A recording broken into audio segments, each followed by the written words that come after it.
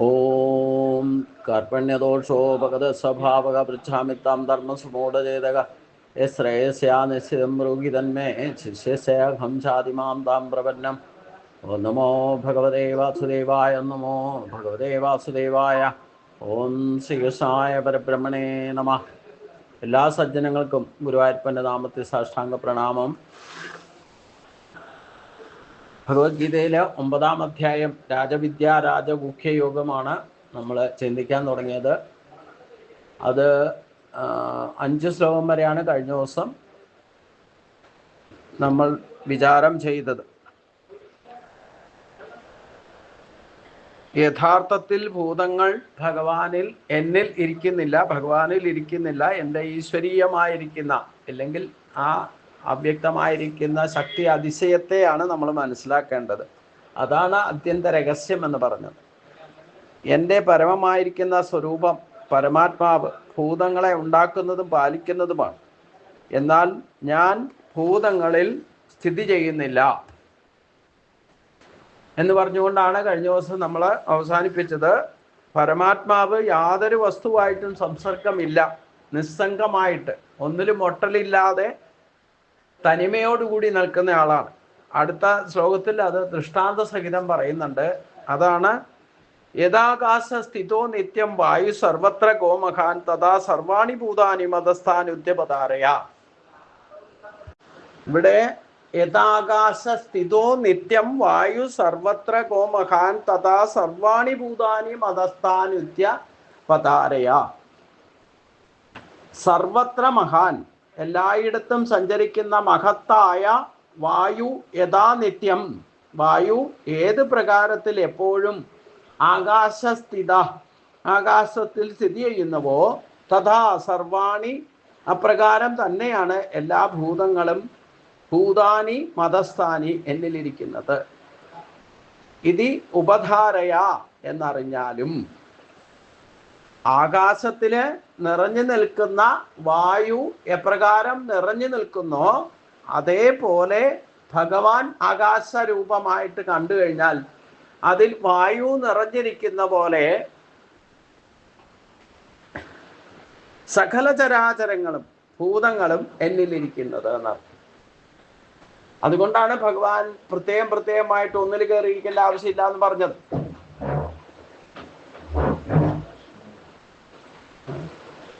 അത് അവിടെ വെച്ചാണ് വരുമ്പോ കൊടുത്തു.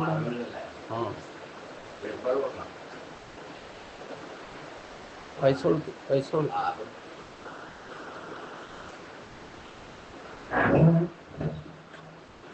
വായു ആകാശത്തിൽ സദാ സഞ്ചരിച്ചുകൊണ്ടിരിക്കും. അത് ചലനാത്മകമാണ് താനും. ആകാശത്തിന് അനുകൂലം യാതൊരു മാറ്റവും സംഭവിക്കുന്നില്ല, ഭാവഭേദങ്ങളൊന്നും തന്നെ ഉണ്ടാകുന്നില്ല. ആകാശം എപ്പോഴും നിസ്സംഗമായി തന്നെ ഇരിക്കുന്നു.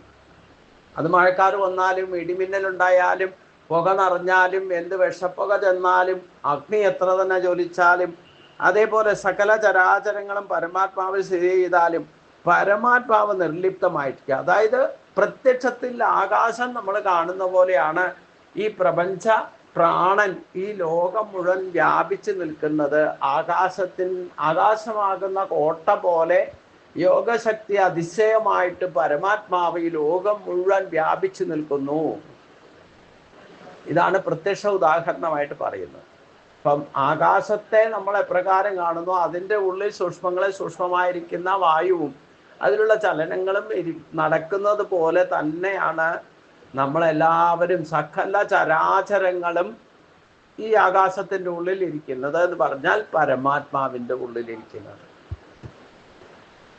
നമ്മളൊക്കെ ഏതൊക്കെ രീതിയിൽ എന്തൊക്കെ ഭാവങ്ങൾ കാണിച്ചാലും ആകാശത്തിന് വായുവിൽ ഇല്ലെങ്കിൽ ഈ അന്തരീക്ഷത്തിൽ നടക്കുന്ന യാതൊരുവിധ ചലനങ്ങളും ആകാശത്തെ ബാധിക്കാത്തതുപോലെ നിൽക്കുന്നു. അത് നിസ്സംഗഭാവത്തിൽ നിൽക്കുന്നു. എവിടെ പോയാലും ആകാശം ഒരേപോലെ കാണാം. അങ്ങോട്ട് അടുക്കുമ്പോൾ നമ്മളിൽ നിന്ന് അകന്നു പോകുന്ന പോലെ തോന്നും. നമ്മൾ പിന്നോട്ട് വരുമ്പോൾ ആകാശം നമ്മുടെ അടുത്തേക്ക് വരുന്ന പോലെ തോന്നും. ഇതേപോലെ തന്നെയാണ് ഈശ്വരന്റെ സർവ്വവ്യാപിത്വം എന്ന പ്രത്യക്ഷ ഉദാഹരണം പറയാ. ഇതൊന്ന് ചിന്തിച്ചാൽ നമുക്ക് ഈസി ആയിട്ട് മനസ്സിലാക്കാമെന്നാണ് എനിക്ക് തോന്നുന്നത്. ആകാശം തെളിഞ്ഞ ആകാശം, നീലാകാശം കാണുന്നത് പോലെ പരമാത്മാവിനെ കാണുക എന്നർത്ഥം. അതിൻ്റെ ഉള്ളിലാണ് നമ്മളെല്ലാവരും ഇരിക്കുന്നത്. നമ്മൾ മാത്രമല്ല, സകല ചരാചരങ്ങളും എപ്രകാരം വായു സ്ഥിരമായിട്ട് നിൽക്കുന്നു, അത് ചലിച്ചുകൊണ്ടിരിക്കുന്നു, അതേപോലെ അവരവരുടെ ഇഷ്ടമനുസരിച്ച് അവരവരുടെ വ്യത്യസ്ത ഭാവങ്ങളും രൂപത്തിലും ഭാവത്തിലും ഒക്കെ ഈ ലോകത്തുള്ള സകല ചരാചരങ്ങളും അതേപോലെ വർത്തിക്കുന്നു എന്നർത്ഥം. വായു ആകാശത്തിൽ സദാ സഞ്ചരിക്കുന്നു. എല്ലായിടത്തും സഞ്ചരിച്ചു കൊണ്ടിരിക്കുന്ന മഹത്തായ വായു ആകാശത്തിൽ സ്ഥിതി ചെയ്യുന്നത് എപ്രകാരമാണോ അപ്രകാരം തന്നെയാണ് എല്ലാ ഭൂതങ്ങളും ചരാചരങ്ങളും എന്നിലിരിക്കുന്നത് എന്നറിഞ്ഞാൽ. അപ്പൊ ആകാശത്തിനെ പരമാത്മാവായി കാണുക, അതിൻ്റെ ഉള്ളിൽ വായു രൂപേണ നമ്മളെല്ലാവരെയും കാണുക. സകല ചരാചരങ്ങളും അതിൻ്റെ ഉള്ളിലാണ് ഇരിക്കുക. അപ്പൊ അതുകൊണ്ട് വായു പ്രകാരം ആകാശത്തിന്റെ ഉള്ളിലിരിക്കുന്നുവോ, അത് സദാ ചലിച്ചുകൊണ്ടിരിക്കുന്നുവോ, ആകാശത്തിന് തന്മൂലം യാതൊരു മാറ്റവും സംഭവിക്കുന്നില്ല. എത്ര തന്നെ കൊടുങ്കാറ്റടിച്ചാലും അതിന് യാതൊരു മാറ്റവും സംഭവിക്കുന്നതല്ല. എത്ര അഗ്നി ജ്വലിച്ചാലും വിഷപ്പുക ചെന്നാലും ആകാശത്തിന് യാതൊരു മാറ്റവും സംഭവിക്കുന്നില്ല. ആകാശം എപ്പോഴും നിസ്സംഗമായി തന്നെ ഇരിക്കുന്നു. അതുപോലെ സകല ചരാചരങ്ങളും പരമാത്മാവിൽ സ്ഥിതി ചെയ്താലും പരമാത്മാവ് നിർലിപ്തമായി തന്നെ വർത്തിക്കുന്നു എന്നർത്ഥം.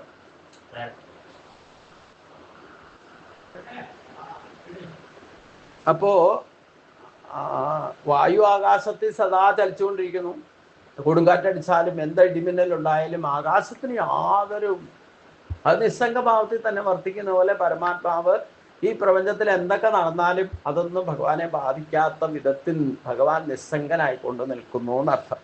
അതേപോലെ സകല ചരാചരങ്ങളും പരമാത്മാവിൽ സ്ഥിതി ചെയ്താലും പരമാത്മാവ് നിർലിപ്തമായിക്കൊണ്ട് അതിലൊന്നും ഒട്ടലില്ലാതെ അതിൻ്റെ ചലനങ്ങളോ ന്യായമോ അന്യായമോ എന്ന് മനുഷ്യർ ചെയ്താലും വേണ്ടില്ല, എന്തൊക്കെ സംഭവിച്ചാലും ഭഗവാനെ അതൊന്നും ബാധിക്കാതെ ഇരിക്കുന്നത് പോലെയാണ് ഈ പ്രപഞ്ചത്തിൽ പ്രപഞ്ച പ്രാണനാകുന്ന പരമാത്മാവ് വർത്തിക്കുന്നത് എന്ന് ഈ ഉദാഹരണത്തിൽ നിന്ന് ദൃഷ്ടാന്തമാണെന്നാണ് ഭഗവാൻ പറയുന്നത്. നമുക്ക് കണ്ടു മനസ്സിലാക്കാവുന്നതേ ഉള്ളൂ, അനുഭവിച്ച് മനസ്സിലാക്കാവുന്നതേ ഉള്ളൂ, അല്ലേ? ഇപ്പൊ ലോകത്ത് എന്തൊക്കെ നടക്കുന്നുണ്ട്, എത്രയെത്ര രാജ്യങ്ങൾ തമ്മിൽ യുദ്ധം നടക്കുന്നുണ്ട്, അവിടെ എന്തൊക്കെയോ പൊട്ടിത്തെറിയും അതും ഇതും ഒക്കെ ഡ്രോൺ ആക്രമണവും എന്തൊക്കെ സംഭവിക്കുന്നുണ്ട്. ഇതിനിടയ്ക്ക് പ്രകൃതി ദുരന്തങ്ങൾ ഉണ്ടാകുന്നുണ്ട്.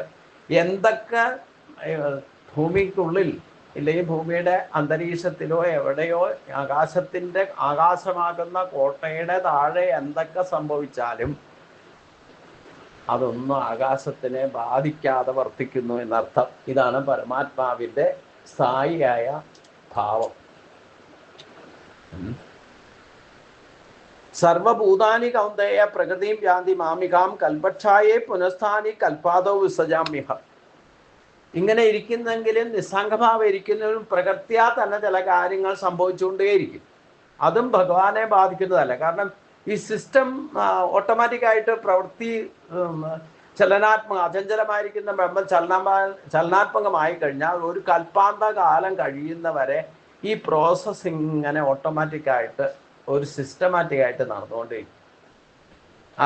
ആ ചലനത്തിനെല്ലാം ഭാവരാഗത താളങ്ങളുണ്ട്.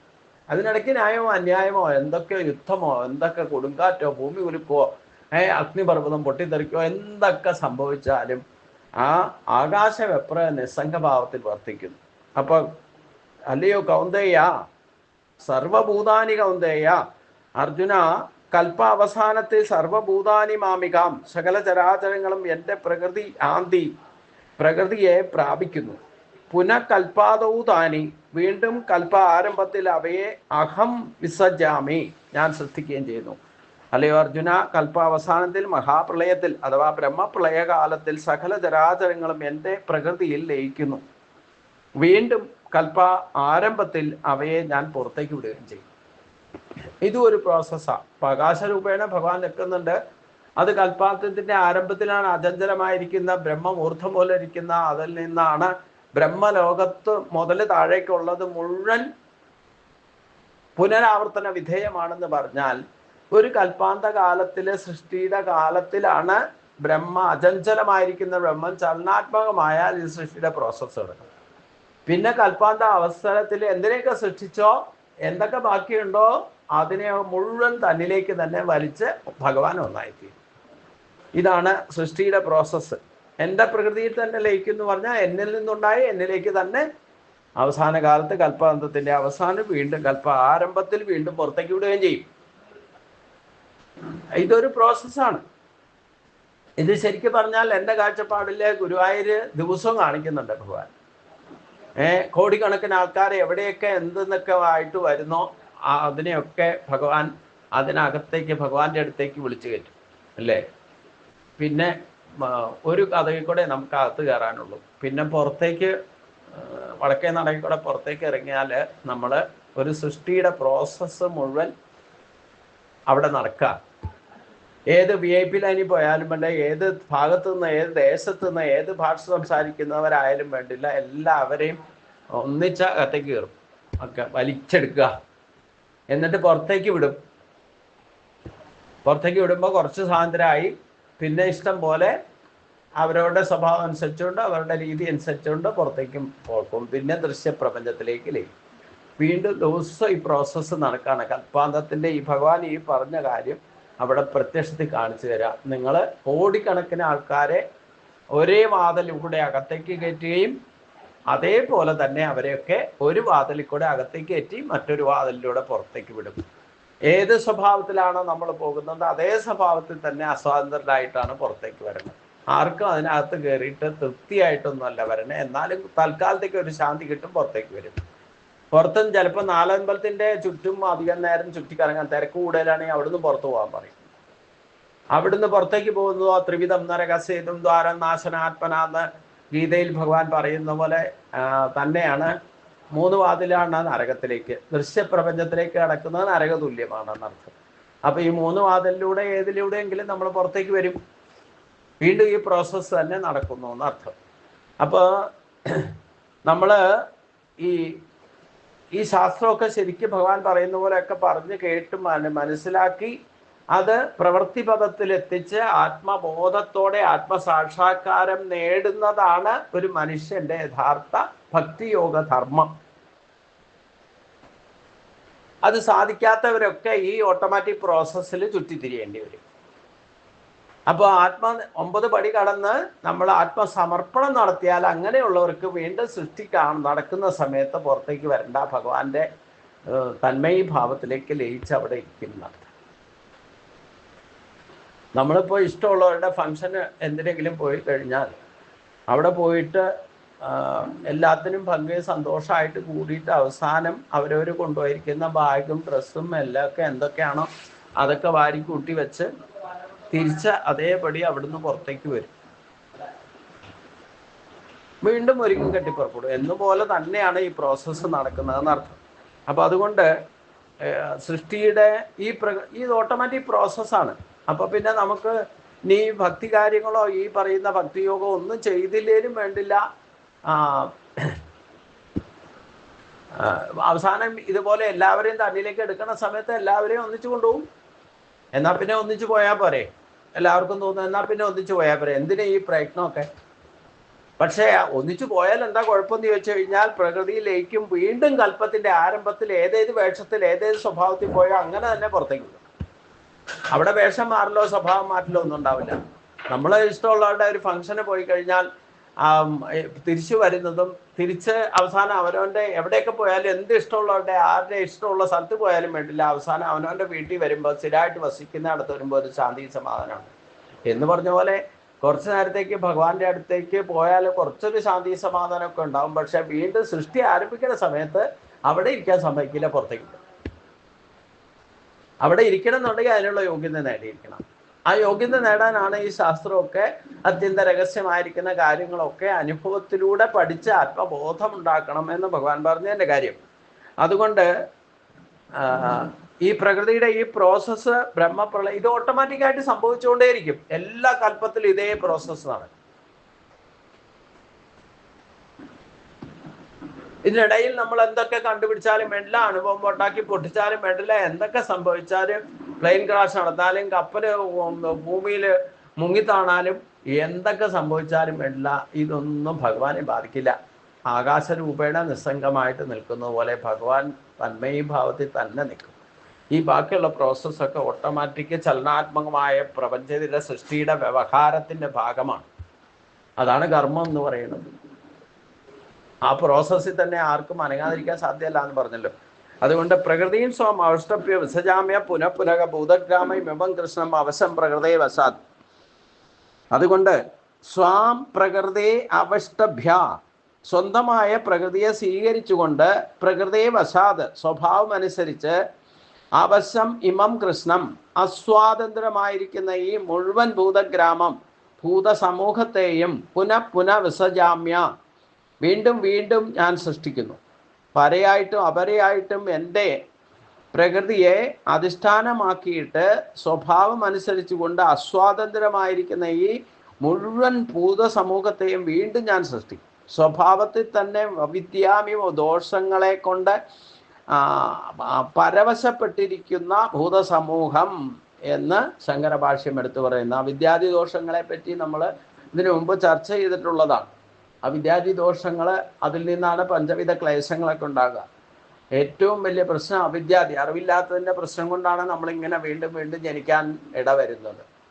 നമ്മളിപ്പോൾ ഒരു മാർക്കറ്റിൽ ഒരു സാധനത്തിന് മേടിക്കാൻ പോയാലും അത് ലിസ്റ്റൊക്കെ എഴുതിക്കൊണ്ട് പോയാലും പിന്നെ മറന്നു പോയാൽ അത് പൂർത്തിയാക്കാതെ വാങ്ങാതെ വന്നാൽ പിന്നെയും പോകണ്ടേ അത് വാങ്ങാൻ വേണ്ടിയിട്ട്. എന്തെങ്കിലും മറന്നാൽ പിന്നെയും വാങ്ങാൻ പോകണം എന്ന് പറഞ്ഞ പോലെ നമ്മൾ ഓരോ ജന്മത്തിലും ഇങ്ങനെ കർമ്മം ചെയ്ത് പഴയതൊക്കെ തീർക്കുന്ന പ്രോസസ്സ് ഓട്ടോമാറ്റിക് നടക്കും. കുറേയൊക്കെ പഴയതൊക്കെ തീർക്കും, പക്ഷെ പുതിയതായിട്ട് ഓരോന്ന് ആരംഭിക്കുമ്പോൾ അത് ബാക്കിയാവും. അപ്പോൾ പിന്നെയും വന്നുകൊണ്ടിരിക്കും. അതുകൊണ്ട് ഈ അപരയായിട്ടുള്ള എൻ്റെ പ്രകൃതിയെ അധിഷ്ഠാനമാക്കിയിട്ട് സ്വഭാവം അനുസരിച്ച് അസ്വാതന്ത്ര്യമായിരിക്കുന്ന ഈ മുഴുവൻ ഭൂതസ്വഭാവത്തെ, അതായത് ഭഗവാന്റെ തന്നെ പ്രകൃതി എന്ന് പറഞ്ഞാൽ സ്വഭാവം അനുസരിച്ച് ആണ് ഓരോരുത്തരും പോകുന്നതും അവരവരുടെ സ്വഭാവത്തോട് തന്നെ തിരിച്ചു വരുന്നത്. നമ്മളിപ്പോൾ അമ്പലത്തിൽ പോയാലും വേണ്ടില്ല, ഒരു സിനിമ കാണാൻ പോയാലും വേണ്ടില്ല, എന്തെങ്കിലും ഫംഗ്ഷന് പോയാലും വേണ്ടില്ല, അവരവരുടെ സ്വഭാവം കൊണ്ട് പോകും. അവരവരുടെ സ്വഭാവം കൊണ്ട് തന്നെ അത് കഴിയുമ്പോൾ തിരിച്ചു പോരും. ഇത് തന്നെ പ്രോസസ്സ്. അപ്പോൾ ഈ കൽപ്പാന്ത കാലത്തിലോ നമ്മൾ ജനിച്ചു മരിച്ചാലോ ഒക്കെ സംഭവിക്കുന്നത് ഈ പ്രോസസ്സ് തന്നെയാണെന്നർത്ഥം. നമ്മൾ ഈ ജന്മത്തിൽ ഈ ശരീരം വെച്ചുകൊണ്ട് ഈ സ്വഭാവത്തോടു കൂടി പോയി ഈ സ്വഭാവത്തിൻ്റെ ബലത്താലാണ് ശരീരം ഉപേക്ഷിച്ച് പോകുന്നതെങ്കിൽ വീണ്ടും അതേ സ്വഭാവത്തോടു കൂടിയുള്ള ശരീരത്തിന് അനുസരിച്ച് ജന്മം കിട്ടും. അപ്പം നമ്മൾ ഓരോ ജന്മവും ഈ പ്രോസസ്സ് തന്നെയാണ് നടക്കുന്നത്. ഇത് കൽപ്പാത്തിൻ്റെ അവസ്ഥയിൽ എല്ലാവർക്കും ഒരേപോലെ ആക്കുന്നു മാത്രം. അപ്പോഴും പുനഃസൃഷ്ടിക്കുമ്പോൾ അവരവരുടെ സ്വഭാവം വാസനാബലം അനുസരിച്ചുകൊണ്ട് തന്നെ വരിക. ഏത് വേഷത്തിലാണ് പോയത് അതേ വേഷം ഇട്ടുകൊണ്ടേ പോരാൻ പറ്റും. ഇതാണ് അസ്വാതന്ത്ര്യത എന്ന് പറയുന്നത്. ഇത് സ്വഭാവത്തിൻ്റെ അവിദ്യാദി ദോഷങ്ങളും കൊണ്ട് പരവശപ്പെട്ടിരിക്കുന്ന ഭൂതസമൂഹം എന്ന് പറഞ്ഞു. അപ്പോൾ അവരുടെ സ്വഭാവം അനുസരിച്ചുകൊണ്ട് ഉള്ള ദോഷങ്ങളും ഗുണങ്ങളും ഒക്കെ ഏറ്റിക്കൊണ്ടാണ് പോകുന്നത്. അതനുസരിച്ച് കൊണ്ടുള്ള പരവശപ്പെട്ട് രണ്ടും ഉണ്ടാവും. പുണ്യകർമ്മത്തിൻ്റെ ഫലവും ഉണ്ടാവും, നന്മയുണ്ടാവും, തിന്മയുണ്ടാവും. അപ്പോൾ അത് വാസനാപരമായിട്ട് ഈ രണ്ടും പ്രശ്നമാണെന്ന് പറഞ്ഞിട്ടില്ല. പുണ്യവും പാപവും വേണ്ട. അപ്പോൾ പരമശുദ്ധി വരിക, അന്ധകരണ ശുദ്ധി നേടുന്നുണ്ടെങ്കിൽ പുണ്യം പാപവും കൊടുക്കാനും വാങ്ങാനും ഒന്നും ഇല്ലാതെ വരണം. അങ്ങനെ ആയാലേ ഈശ്വരനിലേക്ക് എത്താൻ സാധിക്കും. അപ്പോൾ ആ പര എന്ന് പറയുന്ന ഗുരുവായൂരപ്പൻ്റെ ആത്മശക്തി, അതായത് നമ്മുടെ ജീവൻ, അപര എന്ന് പറയുന്ന ഈ ശരീരം, ഇത് രണ്ടും ഭഗവാന്റെ പ്രകൃതിയാണ്. അതിനെ അധിഷ്ഠാനമാക്കിക്കൊണ്ടാണ് അവരവർക്ക് സ്വഭാവം ക്രിയേറ്റ് ആകുന്നത്, അതായത് കൾച്ചർ ഉണ്ടാകുന്നത്. അത് തന്നെ അസ്വാതന്ത്ര്യതയാണ്. അപ്പം മുഴുവൻ ഏതേത് സ്വഭാവത്തോടു കൂടിയാണോ ഭഗവാനിലേക്ക് ലയിക്കുന്നത്, തിരിച്ച് വീണ്ടും സൃഷ്ടി ആരംഭിക്കുമ്പോൾ വീണ്ടും വീണ്ടും സൃഷ്ടിക്കുമ്പോഴൊക്കെ ആ സ്വഭാവത്തിൽ നിന്ന് എന്തൊക്കെ ഉണ്ടോ അതെല്ലാം ചേർത്തിട്ടായിരിക്കും വിടുക. ഒന്നും അവിടെ വെച്ചുകൊണ്ടിരിക്കാനൊന്നും പറ്റില്ല. അപ്പോൾ അവരവരുടെ ഏതേത് സ്വഭാവത്തോട് കിട്ടുന്നോ അതേ സ്വഭാവത്തോട് തന്നെ തിരിച്ച് അവരെ സൃഷ്ടിക്കപ്പെടുന്നർത്ഥം. നജമാം താനി കർമാണി നിബന്ധനന്തി ധനജയ ഉദാസീന വദാസീന അസക്തം തേഷു കർമ്മസു. ധനഞ്ജയ തേഷു കർമ്മസു, അല്ലയോ അർജുന, ആ കർമ്മത്തിൽ അസക്തം ഉദാസീനവത്, അസക്തനായിക്കൊണ്ട് ഉദാസീനെ പോലെ ഇരിക്കുന്ന എന്നെ താനി കർമാണി നാ നിബന്ധനന്തി, കർമ്മങ്ങൾ ബന്ധിക്കുന്നില്ല അല്ലയോ അർജുന. ആ കർമ്മങ്ങളിൽ അഥവാ ഈ പറയുന്ന സൃഷ്ട്യാദി കർമ്മങ്ങളിൽ ആസക്തി ഇല്ലാത്തവനും താല്പര്യമില്ലാത്തവനെ പോലെ വർത്തിക്കുന്നവനുമായിരിക്കുന്ന എന്നെ ഈ കർമ്മങ്ങൾ ഒരിക്കലും ബന്ധിക്കുന്നതല്ല. കർത്തൃത്വ അഭിമാനമോ ഫലത്തിൽ ആസക്തിയോ ഇല്ലാതെ ചെയ്യുന്ന കർമ്മങ്ങൾ ബന്ധകാരണങ്ങളാവില്ല എന്ന് മുമ്പ് തന്നെ ഭഗവാൻ വെളിപ്പെടുത്തിയിട്ടുണ്ട്. പരമാത്മാവ് അതിൻ്റെ പ്രകൃതി മുഖേന മൂലപ്രകൃതി സൃഷ്ട്യാദി കർമ്മങ്ങൾ നടത്തുന്നു. എന്നാൽ കർമ്മങ്ങളിൽ പരമാത്മാവിന് ഫലേച്ഛയോ കർത്തൃത്വ അഭിമാനമോ ഇല്ല എന്നർത്ഥം. ആകയാൽ അവ ബന്ധകാരണങ്ങളല്ല. അപ്പോ നചമാം താനി കർമാണി നിബന്ധനന്തി ധനജയ ഉദാസീന വദാസീന അസക്തം തേഷു കർമ്മസു. ധനഞ്ജയ തേഷു കർമ്മസു എന്ന് പറഞ്ഞാൽ കർമ്മങ്ങളിൽ അസക്തം ഉദാസീനവത്, അസക്തനായിക്കൊണ്ട് ഉദാസീനനെ പോലെ ആസീനം മാം ഇരിക്കുന്ന എന്നെ, അതായത് ഉദാസീനെ പോലെ ഞാനൊന്നും അറിഞ്ഞില്ല രാമനാരായണ എന്ന ഭാവത്തിലിരിക്കുന്ന ഉദാസീനായിട്ടിരിക്കുക. ഇതുമായിട്ട് യാതൊരു ഈ പ്രകൃതിയിൽ നടക്കുന്ന യാതൊരു പ്രോസസ്സുമായിട്ട് എനിക്ക് യാതൊരു ബന്ധവും ഇല്ല എന്ന ഭാവത്തിൽ ഭഗവാൻ നിർഗുണ പരബ്രഹ്മമായിട്ട് ഒരു കരിങ്കല്ലിൻ്റെ വിഗ്രഹം ഗുരുവായൂരപ്പൻ എങ്ങനെ ഇരിക്കുന്നോ അതേപോലെ ഇരിക്കുന്നു എന്ന് മാത്രം. അതാണ് ഉദാസീനം എന്ന് പറഞ്ഞു കഴിഞ്ഞാൽ ഈ പറയുന്ന പ്രോസസ്സൊക്കെ ഓട്ടോമാറ്റിക് സെറ്റിങ്സാണ്. അത് ഓട്ടോമാറ്റിക്കായിട്ട് നടന്നോളും. ഒരു സൃഷ്ടിയുടെ കാലം എന്ന് പറയുന്നതും അത് കഴിഞ്ഞിട്ടുള്ള വീണ്ടും സൃഷ്ടി ആരംഭിക്കുന്നതും ഈ പ്രോസസ്സ് എന്ന് പറയുന്നത് ഓട്ടോമാറ്റിക്കാണ്. അതൊക്കെ സെറ്റ് ചെയ്ത് വെച്ചിട്ട് നമ്മളിപ്പം ഒരു മ്യൂസിക്കോ അല്ലെ എന്തെങ്കിലും സെറ്റ് ചെയ്ത് വെച്ചിട്ട് അനങ്ങാതിരിക്കുന്ന പോലെ അത് ഓട്ടോമാറ്റിക് വർക്ക് ചെയ്തോളും. എന്നിട്ട് നിസ്സംഗനെ പോലെ ഇരിക്കും. ഞാനിതൊന്നും ഓൺ ചെയ്തൊന്നും ഓഫ് ചെയ്തതൊന്നും ഞാനാണെന്നുള്ള ഭാവത്തിലല്ല ഇരിക്കണേ എന്നർത്ഥം. ഇതിനെയാണ് ഉദാസീനനായിട്ടിരിക്കുക എന്ന് പറയുന്നത്. അപ്പൊ അതുകൊണ്ട് നിബന്ധനന്തി തന്നെ ചെയ്യാം. ഉദാസീന വദാസീന അസക്തം തേഷു കർമ്മസു. അതിലൊന്നും എന്ത് സംഭവിച്ചാലും അതിലൊന്നും ഞാനൊന്നും അറിഞ്ഞിട്ടില്ല, എനിക്കൊന്നും അറിയില്ല അങ്ങ ഭാവത്തിൽ വർത്തിക്കാം. അതുകൊണ്ടാണ് ഭഗവാനെ നമുക്ക് അതാണ് അത്യന്ത രഹസ്യം എന്ന് പറയുന്നത്. ഭഗവാനെ മനസ്സിലാക്കാൻ പറ്റാത്തത് അതുകൊണ്ടാണ്. നമ്മളിപ്പോൾ എന്തെങ്കിലും ഒരു കാര്യം ചെയ്താൽ ഞാനാ ചെയ്തേ അത് ഇത് എന്ന് പറഞ്ഞിട്ട് നമ്മൾ കൊട്ടിക്കൊഷിച്ചുകൊണ്ട് നടക്കും. ഭഗവാൻ ആ സ്വഭാവമൊന്നുമില്ല. ഞാനെന്നൊരു ഭാവമില്ല, എൻ്റെയൊന്നും ഇല്ല, ഞാനോ ചെയ്തേന്ന് പറയില്ല. ഇതിൻ്റെയൊക്കെ അധികാരി ഞാനാന്ന് ഭഗവാൻ ഇവിടെ ഗീതയിൽ പറയുമ്പോഴാണ് നമ്മൾക്ക് ഭക്തർക്ക് മനസ്സിലാക്കാൻ വേണ്ടിയിട്ട് ഇതിനൊക്കെ പിന്നെ ഞാൻ തന്നെയാണെന്ന് പറയുന്നത്. അതുകൊണ്ട് അത്യന്ത രഹസ്യം എന്ന് പറയുന്നത്. വിദ്യകളിൽ രാജാവ് എന്ന് പറയുന്നതും അത്യന്ത രഹസ്യം അഗൂഢമായിരിക്കുന്ന കാര്യമാണ് നമ്മളെ വെളിപ്പെടുത്തി തരുന്ന ഭഗവാൻ. അതിന് തക്കവണ്ണം യോഗ്യത ഉള്ളവർക്കേ സാധിക്കുള്ളൂ എന്നർത്ഥം. ഭാവരാക്തി വരാത്തവർക്ക് ഇത് മനസ്സിലാക്കാനും പറ്റില്ലല്ലോ. അപ്പൊ അതുകൊണ്ട് ആ കർമ്മങ്ങളിൽ ഈ സൃഷ്ട്യാദി കർമ്മങ്ങളിൽ ആസക്തി ഇല്ലാത്തവനും താല്പര്യമില്ലാത്തവനെ പോലെ വർത്തിക്കുന്നവനുമായിരിക്കുന്ന എന്നെ ഈ കർമ്മങ്ങളൊന്നും ബന്ധിക്കുന്നില്ല. കർത്തൃത്വ അഭിമാനമോ ഫലത്തിൽ ആസക്തിയോ ഇല്ലാതെ ചെയ്യുന്ന കർമ്മങ്ങൾ ബന്ധകാരണങ്ങളാവില്ലെന്ന് മുമ്പ് പറഞ്ഞിട്ടുള്ളത് ഓർത്തിരിക്കുക. പരമാത്മാവ് അതിൻ്റെ പ്രകൃതി മുഖേന മൂലപ്രകൃതി സൃഷ്ട്യാദി കർമ്മങ്ങൾ നടത്തുന്നു എന്നർത്ഥം. എന്നാൽ കർമ്മങ്ങളിൽ പരമാത്മാവിന് ഫലേച്ഛയോ കർത്തൃത്വ അഭിമാനമോ ഇല്ല. ആകയാൽ അവ ബന്ധകാരണങ്ങളുമല്ല. നമുക്കുള്ള ഏറ്റവും വലിയ കുഴപ്പം നേരെ തിരിച്ചാണ്. എല്ലാം ഞാൻ എൻ്റെ എന്നുള്ള ഭാവത്തിലാണ് ചെയ്യാം. അപ്പോൾ കർമ്മബന്ധനം അതുകൊണ്ട് തന്നെ ഉണ്ടാകും.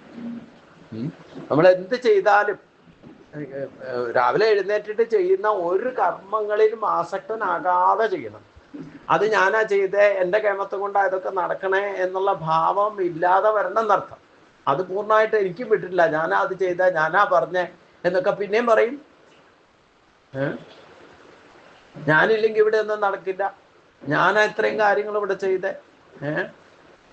എന്ത് ചെയ്താലും ഞാൻ എൻ്റെ എന്നുള്ളത് വരും. അത് ഭഗവാൻ ഇല്ല എന്നാ പറഞ്ഞത്.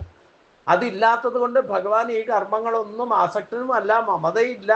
ഓട്ടോമാറ്റിക് സിസ്റ്റം ഒരു സിസ്റ്റം ഓൺ ചെയ്ത് വെച്ചിട്ട് ഭഗവാൻ നിസ്സംഗനെ പോലെ ഞാനാണ് അത് ഓൺ ചെയ്തതെന്ന് പോലും ഭഗവാന്റെ ഭാവനയിലില്ല എന്നാണ്. അതുകൊണ്ട് ഭഗവാനെ നമ്മൾ എന്തൊക്കെ ചെയ്താലും ഇതൊന്നും ഭഗവാനെ ബാധിക്കില്ല. എന്ത് നന്മ ചെയ്താലും വേണ്ടില്ല, തിന്മ ചെയ്താലും വേണ്ടില്ല, ആരെങ്കിലും ഉപദ്രവിച്ചാലും വേണ്ടില്ല, ഒരാളെ കൊണ്ടുപോയി ബോംബിട്ട് കൊന്നാലും വേണ്ടില്ല, വെടിവെച്ച് കൊന്നാലും വേണ്ടില്ല, പ്രളയം വന്ന് ആരെങ്കിലും മരിച്ചു എന്ന് പറഞ്ഞാലും, വിമാനം ക്രാഷായി കുറെ പേര് മരിച്ചു എന്ന് പറഞ്ഞാലും ഭഗവാൻ ഒന്നും പ്രശ്നമല്ല. ഞാനൊന്നും അറിഞ്ഞില്ല രാമനാരായണ. ഇതിലൊന്നും യാതൊരു താല്പര്യവും ദിൽച്ചസ്പില്ലാതെ ഉണ്ടാതിരിക്കുന്ന അവസ്ഥ. ഈ ഒരു സ്ഥിതിയിലേക്ക് നമ്മൾ എത്തുമ്പോഴാണ് നമ്മൾ ഈശ്വര സാക്ഷാത്കാരത്തിലേക്ക് എത്തുക. ഭഗവാന്റെ ഏത് ഭാവമാണോ ആ ഒരു ഭാവത്തിലേക്ക് നമുക്ക് എത്തണം. അങ്ങനെ എത്താൻ സാധിക്കുമോ? എത്താൻ സാധിച്ചാൽ നിങ്ങൾ ഈശ്വരനായി എന്നർത്ഥം. എന്തായാലും 100% ആകാൻ സാധ്യമല്ല. കാരണം ഭഗവാനിലുള്ള എല്ലാ ശക്തികളും പൂർണ്ണത ഭഗവാന് മാത്രമേ ഉള്ളൂ. അതെല്ലാവർക്കും പൂർണ്ണത ഒരിക്കലും കിട്ടില്ല. 64 കലകളുണ്ടെങ്കിൽ 64 പേർക്കായിട്ട് അത് കൊടുക്കുള്ളൂ. അങ്ങനെ അത് 64,000 പേരിൽ പ്രകടമായാലോ ഇവർ തമ്മിൽ ഒരിക്കലും യോജിക്കുകയില്ല. അപ്പൊ എങ്ങനെയാ അത് പ്രോസസ്സ്? ഭഗവാന്റെ ശക്തി പൂർണ്ണമായിട്ട് ഒരിടത്തും പ്രകടമാകില്ല. ഒരാൾക്ക് പാട്ട് പാടാൻ കഴിവുണ്ട്, ഒരാൾക്ക് ഡാൻസ് കളിക്കാനായിരിക്കും, ഒരാൾക്ക് കൊട്ടാനാവും. ഇങ്ങനെ 64 കലകളും 6 ഐശ്വര്യവും കൂടെ ചേർന്ന് പ്രവർത്തിക്കുമ്പോഴാണ് അത് പൂർണ്ണ ഭഗവാനാകുക. അങ്ങനെയുള്ള ആ പരമാത്മാവിന് മാത്രമേ ഇതെല്ലാം സിസ്റ്റം ഓൺ ചെയ്ത് വെച്ചിട്ട് ഉദാസീനെ പോലെ ഇരിക്കാൻ സാധിക്കും.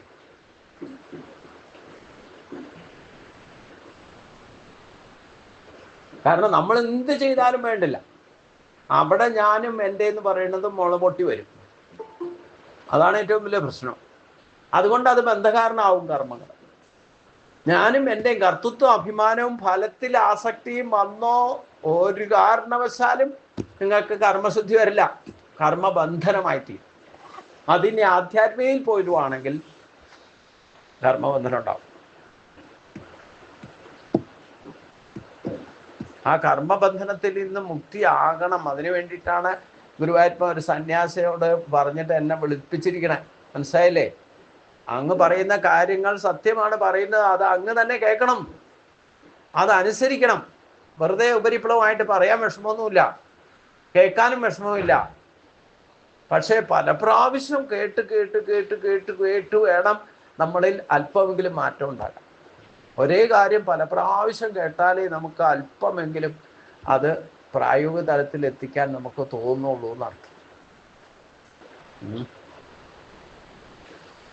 അതുകൊണ്ട് ഈ ഭഗവാനിലുള്ള നിസ്സംഗത്വം നമുക്ക് വരണം. നമ്മൾ എന്ത് ചിന്തിച്ചാലും പറഞ്ഞാലും പ്രവർത്തിച്ചാലും ഒന്നും അതിൽ കർത്തൃത്വാഭിമാനം പാടില്ല, പ്രത്യക്ഷമായിട്ടോ പരോക്ഷമായിട്ടോ ഫലേച്ഛയും പാടില്ല. അങ്ങനെ ഒരു അവസ്ഥയിലേക്ക് എത്തിയാൽ മാത്രമേ നമുക്ക്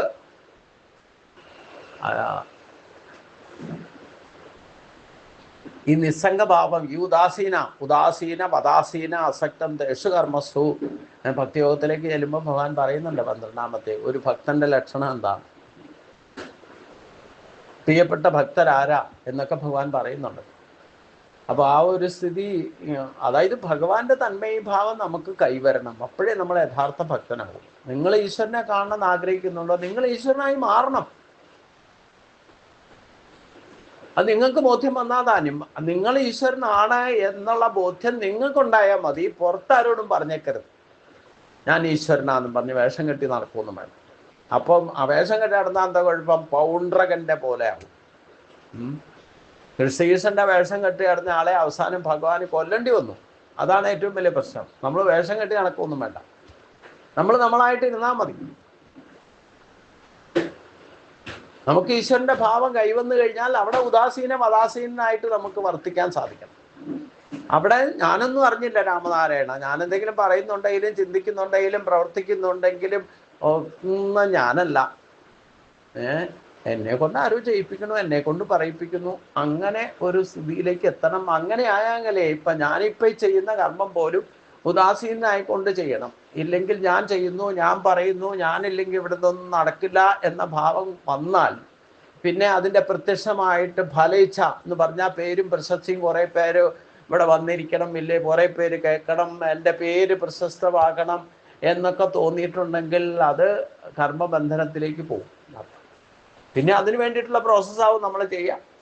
എന്താണോ ആഗ്രഹിക്കുന്ന പേരും പ്രശസ്തിയും വേണമെങ്കിൽ പിന്നെ അതനുസരിച്ചുകൊണ്ട് ആൾക്കാരിൽ പരസ്യം ചെയ്യാനും വലിയ അതിനൊക്കെ ഏതൊക്കെ തരത്തിൽ ആ ഒരു ശ്രദ്ധ നമുക്ക് തിരിയോ.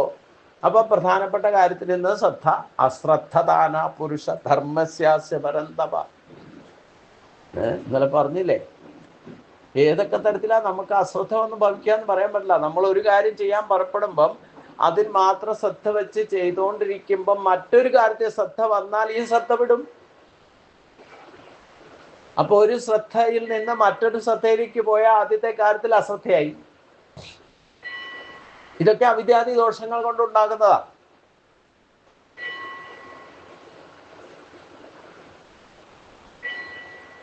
എങ്ങനെ അശ്രദ്ധ വരാമെന്ന് ചോദിച്ചു കഴിഞ്ഞാൽ, നമുക്ക് ഒരു കാര്യം ഞാൻ അതാണ്, ഒരിടത്ത് പോവുകയാണെങ്കിൽ ആ ഒരിടത്ത് പോയിട്ട് തിരിച്ചു വരണം. ഇതിനിടയ്ക്ക് ഇൻ റൂട്ടിൽ ആരെങ്കിലും കാത്തു നിൽക്കാൻ പറയുക, ഇല്ലെങ്കിൽ പോണ വഴിക്ക് നമുക്ക് ഇന്നടത്തും കൂടെ കയറിയിട്ട് വരാം. ഈ പ്രോസസ്സൊന്നും എൻ്റെ ചിന്താഗതിയിൽ ഞാനൊരു കാര്യം പ്ലാൻ ചെയ്താൽ സമ്മതിക്കില്ല. ഞാൻ അങ്ങനെ ചെയ്യാറുമില്ല. ഒരു കാര്യത്തിന് പോയാൽ ആ കാര്യം മാത്രം നടത്തിയിട്ട് വരാം. നമുക്ക് ആ ശ്രദ്ധ ഉണ്ടാകണമെങ്കിൽ അത് വേണം. ഇപ്പോൾ അതായത് തിരുവനന്തപുരത്ത് നിന്ന് ഒരാൾ വന്നു, അവർ ഗുരുവായൂർ പോയിട്ടാണ് വരണേ. അതിൽ 3 പേര് ഗുരുവായൂരും പോകണം, പന്നിയൂരും പോകണം, വേറെ ഏതോ അമ്പലത്തിൽ പോകണം എന്ന് പറഞ്ഞു. ഇതിനിടയ്ക്ക് ഒരാൾക്ക് ഭൂമി, ഞാൻ എന്താ ഈ ശ്രദ്ധ തിരിയുന്നത് എങ്ങനെയാന്ന് പറയാം. നിസ്സാര കാര്യം അതിൽ നിന്ന് പഠിക്കാനുണ്ടെന്നർത്ഥം. അപ്പം ഇതിനു മുമ്പ് ഒരിക്കലും അവർ 3 പേരും കൂടെ വരണ കാര്യം ഇങ്ങനെ കേട്ടു, പക്ഷെ വന്നില്ല. അത് പ്ലാൻ മാറ്റി വെച്ചു. അത് കഴിഞ്ഞ് പിന്നെ ഇന്നലെ പുറപ്പെട്ടു. വരണ വഴി ഭയങ്കര മഴയാണ്, പ്രശ്നമാണ്. ഇവിടെ റൂം ബുക്ക് ചെയ്യണമെന്ന് പറഞ്ഞു. അതൊക്കെ അറേഞ്ച് ചെയ്തിട്ടുണ്ടായിരുന്നു. വേറെ ആളും കൂടെ ഇതിൽ ബ്രാഹ്മണരിൽപ്പെട്ട ആളുണ്ട്, അദ്ദേഹത്തെ അറിയാവുന്നവർ. എന്തായാലും 3 പേരാണ് തിരുവനന്തപുരത്ത് നിന്ന് പുറപ്പെട്ടത്. അതിൽ 3 പേര് ഇന്നലെ ഗുരുവായൂർ താമസിച്ചു, ഗുരുവായൂർ ദർശനം നടത്തി. അതിൽ ഒരാൾക്ക് ഭൂമി പൂജ ചെയ്യണം. അപ്പോൾ പന്നിയൂർ അമ്പലത്തിൽ വരണം. മറ്റൊരു 2 പേരും പോരുന്നില്ല എന്ന് പറഞ്ഞു. അവർ തിരുവനന്തപുരത്ത് ഗുരുവായൂർ തന്നെ നിന്നു. എന്നിട്ട് ഈ ഒരു വ്യക്തി മാത്രം ഭൂമി പൂജ ചെയ്യാനുള്ള ആള് മണ്ണും കൊണ്ട് ഇവിടെ വന്നു. രാവിലെ ഇന്നലെ രാത്രി ഒരു വല്ലാത്ത സമയത്താണ് എത്തിയത്. വൈകുന്നേരം ഇവിടെ എത്തും, വൈകുന്നേരം പൂജയ്ക്ക് കൊടുക്കണം എന്നൊക്കെ പറഞ്ഞിട്ട് 5 മണിക്ക് മുമ്പ് എത്തുന്നൊക്കെ ആയിരുന്നു എൻ്റെ അറിവ്, എന്നെ അറിയിച്ചിരിക്കുന്നത് അങ്ങനെ. പിന്നെ രാത്രി ഇവിടെ തങ്ങിയിട്ട് രാവിലെ പോവുള്ളൂ. അപ്പോൾ അവർക്ക് 10:30 3 പേർക്കും ട്രെയിനിന്, ഒരാൾ ഇവിടെ നിന്ന് കുറ്റിപ്പുറത്ത് നിന്ന് ട്രെയിൻ കയറും, ബാക്കി 2 പേര് തൃശ്ശൂരിൽ നിന്ന് കയറും, ഗുരുവായൂരുന്നുള്ളവർ. അങ്ങനെ ഇവർ ഒന്നിച്ച് റിട്ടേൺ തിരുവനന്തപുരത്തിനാണ്. ഭൂമി പൂജ ചെയ്യാൻ ഒരാൾക്ക് മാത്രമേ ഉണ്ടായിരുന്നുള്ളൂ. അദ്ദേഹം മണ്ണുകൊണ്ട് വന്നു. ഇവിടെ പൂജയ്ക്ക് രാവിലെ ഇന്നലെ രാത്രി 9 മണി 8:30 9 മണിയായി ഇവിടെ എത്തിയപ്പോൾ തന്നെ. അപ്പം ഇന്നലെ പൂജ നടന്നില്ല, താമസിച്ചു പോയി. അപ്പോൾ രാവിലെ വന്ന് പൂജയ്ക്ക് കൊടുത്തോളൂ എന്ന് പറഞ്ഞു. പൂജയ്ക്ക് കൊടുത്തു. ഒരു കാര്യത്തിന് വന്നാൽ ഒരു കാര്യം മാത്രമേ ചെയ്യാവുള്ളൂ, ഇല്ലെങ്കിൽ നമ്മൾ ഉദ്ദേശിക്കുന്ന കാര്യം വേണ്ട വിധത്തിലാകില്ല. എല്ലാം നടക്കും, പക്ഷേ ഭയങ്കര മഴയും. ഇതിനിടയ്ക്ക് ഞാൻ രാവിലെ അമ്പലത്തിൽ പോകുമ്പോൾ 7 മണിക്ക് ഞാൻ തൊഴാൻ പോകുമ്പോൾ തന്നെ ഈ വ്യക്തി അവിടെ കണ്ടു. ഞാൻ അങ്ങോട്ട് ചോദിച്ചു, തിരുവനന്തപുരത്ത് നിന്ന് വന്ന ആളല്ലേ. അപ്പം മണ്ണൊക്കെ വെച്ചിട്ട് അദ്ദേഹം ഒരു ഓട്ടോ എടുത്തിട്ട് തിരുനാവായ, പിന്നെ വേറെ ഏതൊക്കെയോ ആലത്തിയൂര്, വേറെ നാമാമുകുന്ദ ക്ഷേത്രം, ഇങ്ങനെ കുറേ ക്ഷേത്രങ്ങൾ പോകാൻ വരും. അപ്പം മണ്ണ് ഇവിടെ വെച്ചിട്ട് പിന്നെ 9:30 ആകുമ്പോഴത്തേനും തിരിച്ചെത്താം എന്നുള്ള പ്ലാനിലാണ് പോണത്. ഓട്ടോ വിളിച്ചിട്ട് തന്നെ എല്ലായിടത്തും ചക്കരടിക്കാൻ പോയത് ക്ഷേത്രങ്ങൾ. ഞാൻ പറയുന്നത്, ഈ മണ്ണ് പൂജയ്ക്ക് വന്നാൽ ശ്രദ്ധയോടെ ചെയ്യേണ്ട ഒരു കാര്യമാണ്. നിങ്ങളുടെ ഭൂമി സംബന്ധമായിട്ട് എന്തെങ്കിലും ദോഷമുണ്ടെങ്കിലോ, വിൽക്കാതെ കിടക്കാൻ, വിൽക്കാൻ ശ്രമിച്ചിട്ട് വിൽക്കാതിരിക്കുന്ന കാര്യമാണെങ്കിൽ ശരിക്ക് മണ്ണ് പൂജയ്ക്ക് വന്നാൽ ഈ ക്ഷേത്രത്തിൽ തന്നെ എത്രയും സമയം കഴിച്ചു കൂട്ടി ആ പ്രാർത്ഥനയും കൊണ്ടിരിക്കണം. ഞാനിപ്പോൾ ഇന്നലെ പെട്ടെന്ന് ധൃതി വെച്ചോന്നുണ്ട് ഇദ്ദേഹത്തിന്. ഇപ്പോൾ വന്നപ്പോഴും അതെ, ഇപ്പോൾ ഭക്ഷണം എടുത്തുകൊണ്ട് പോകാൻ വേണ്ടിയിട്ട് ഇവിടെ വന്നു തിരക്കിലാണ്. ഇതിനിടയ്ക്ക് ഞാൻ ക്ലാസ് തുടങ്ങിയിരുന്നു. പിന്നെ കൂടുതൽ സംസാരിക്കാൻ വന്നില്ല. പിന്നെ ഒക്കെ എന്ന് പറഞ്ഞ് നോട്ടീസൊക്കെ കൊടുത്തിട്ടിട്ട് എന്തെങ്കിലും കാര്യമുണ്ട് വിളിച്ചോളൂ എന്ന് പറഞ്ഞിട്ട് ഞാൻ പറഞ്ഞു. അപ്പോൾ എന്താ കുഴപ്പമെന്ന് ചോദിച്ചു കഴിഞ്ഞാൽ, ഇദ്ദേഹം മണ്ണ് ഇവിടെ വെച്ചിട്ട് 9:30 ആകുമ്പോഴത്തേക്കും തിരിച്ചെത്താമെന്നുള്ള പ്ലാനിലാണ് ഓട്ടോയും വിളിച്ച് പോയത്. അപ്പോൾ നാമാമുകുന്ദം ഇവിടെയൊക്കെ ഭയങ്കര മഴയും, എന്നിട്ട് ഉദ്ദേശിച്ച പോലെ തിരിച്ച് എത്താൻ പറ്റിയില്ല. എന്നിട്ടും 10 മണി കഴിഞ്ഞപ്പോൾ ഇവിടെ എത്തിയെന്ന് പറഞ്ഞു. എന്തായാലും ആ മണ്ണ് പൂജ സമയത്ത് ആൾ പ്രസൻ്റ് അല്ലായിരുന്നു. അതിനു മുമ്പ് ഒരു ഗോളക വയ്ക്കേണ്ട ചടങ്ങുണ്ട്, അതിനും വേണം. അപ്പോൾ അതൊക്കെ വച്ചിട്ട് പിന്നെ അടുത്ത ബാച്ചിലായിരിക്കും ഇദ്ദേഹത്തിന് പൂജ തന്നെ നടന്നിരിക്കുന്നത്. എന്തായാലും ഇപ്പോൾ ഏകദേശം 11 മണിയായി. എല്ലാം കഴിഞ്ഞിട്ട് ഇനി 12 മണിക്ക് കുറ്റിപ്പുറത്തുനിന്ന് ട്രെയിനും പിടിക്കണം. അപ്പം നമ്മൾ പർട്ടിക്കുലർ ഒരു കാര്യത്തിന് പോവുകയാണെങ്കിൽ ഞാൻ പറയുന്നത് ആ ഒരു കാര്യം മാത്രം നടത്തി തിരിച്ചു വരാനായിരിക്കണം പോകണം. പ്രത്യേകിച്ച് ഇതുപോലെ പർട്ടിക്കുലർ എന്തെങ്കിലും ദോഷം തീർക്കാനോ പരിഹാരത്തിനോ ഒരു പൂജയ്ക്കോ ഒക്കെ പോകുമ്പം ശ്രദ്ധ അതിലായിരിക്കും. ഇല്ലെങ്കിൽ നമ്മൾ ഈ പറയുന്ന ശ്രദ്ധ വഴി തിരിയുമ്പോൾ എന്താ കുഴപ്പമെന്ന് വെച്ചാൽ പ്രധാനമായ കാര്യത്തിന് അശ്രദ്ധയുണ്ടാകും. ഈ പ്രീ പ്ലാൻ ചെയ്യുമ്പം നിങ്ങൾ ഒരു ടൂർ പോവുകയാണെങ്കിൽ ഒരു വണ്ടിക്കാരുടെ കൂടെ പോവുകയാണെങ്കിൽ വണ്ടിയുടെയൊക്കെ പോകണോ അതിലേക്ക് പൊക്കോളൂ, വിരോധമൊന്നുമില്ല. നിങ്ങൾ ഇൻഡിവിജ്വലി പർട്ടിക്കുലർ ഒരു കാര്യത്തിനാണ് വരുന്നതെന്നുണ്ടെങ്കിൽ അതിൽ ശ്രദ്ധ ഉണ്ടായിരിക്കണം. ആ ശ്രദ്ധ എന്നാലേ അത് ഇൻവോൾവ്മെന്റ് ആകുള്ളൂ. എന്നിട്ട് ഇപ്പൊ പറയുമ്പോൾ നമുക്ക് പറയാം, ഞാൻ പന്നീര് പോയി, ഗുരുവായൂർ പോയി, തവാമുകുന്ദം പോയി, ആലത്തിയൂര് പോയി, ഇവിടെയൊക്കെ പോയി, ഞാൻ പോയി. എവിടെയാണ് ശ്രദ്ധിച്ച് പ്രാർത്ഥിച്ചത്, എന്തൊക്കെയാണ് കണ്ട് മനസ്സിലാക്കിയത്, എന്താണ് അവിടുത്തെ ചരിത്രം, എന്താണ് അവിടുത്തെ ഭാവം എന്ന് ചോദിച്ചാൽ നിങ്ങൾക്ക് എന്ത് പറയാൻ പറ്റും? ഇതാണ് അശ്രദ്ധദാന പുരുഷ ധർമ്മസ്യാസ്യ പരന്തപ അപ്രാപ്യമാ നിവർത്തന്തേ സംസാര ബന്ധനി എന്ന് പറയുന്നത്. ഇങ്ങനെ നിസ്സാര കാര്യങ്ങളിൽ പോലും നമുക്ക് വഴുതിപ്പോകുന്ന വഴുതിപ്പോയാലോ എവിടെയൊക്കെ അശ്രദ്ധ ഉണ്ടാകുന്നതെന്ന് പറയാൻ പറ്റില്ല.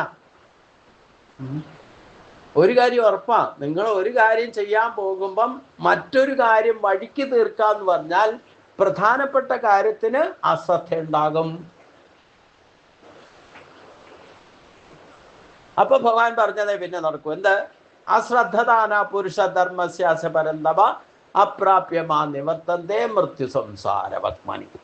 പിന്നെ ഈ സംസാര ബന്ധത്തിൽ നിങ്ങൾ കടയിൽ പോകാൻ ഒരു ലിസ്റ്റും കൊണ്ട് പോയിട്ട് ഒരു സാധനം മേടിക്കാതെ പോന്നാൽ പിന്നെ അത് മേടിക്കാൻ പോണ്ടേ?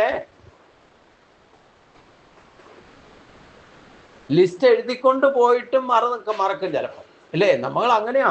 ഈ മറക്കാനുള്ള കഴിവും ഈശ്വരനിൽ നിന്നുണ്ടായിട്ടുള്ളതാണ്. ഇതൊക്കെ അവിദ്യാദി ദോഷങ്ങൾ എന്ന് പറയുന്നത്. അപ്പൊ ഈ അവിദ്യാദി ദോഷങ്ങൾ കൊണ്ടാണ് നമ്മൾ കർമ്മബന്ധനം ഉണ്ടാക്കിക്കൊണ്ടിരിക്കുന്നത്.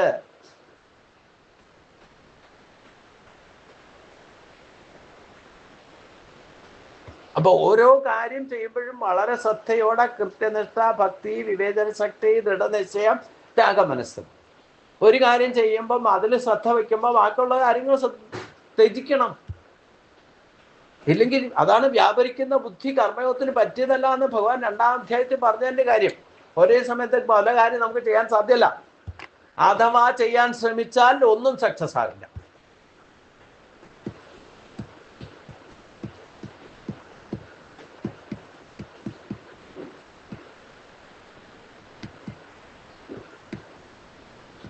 ഈ ചിലപ്പോ പ്രകൃതി അങ്ങനെയാണ്.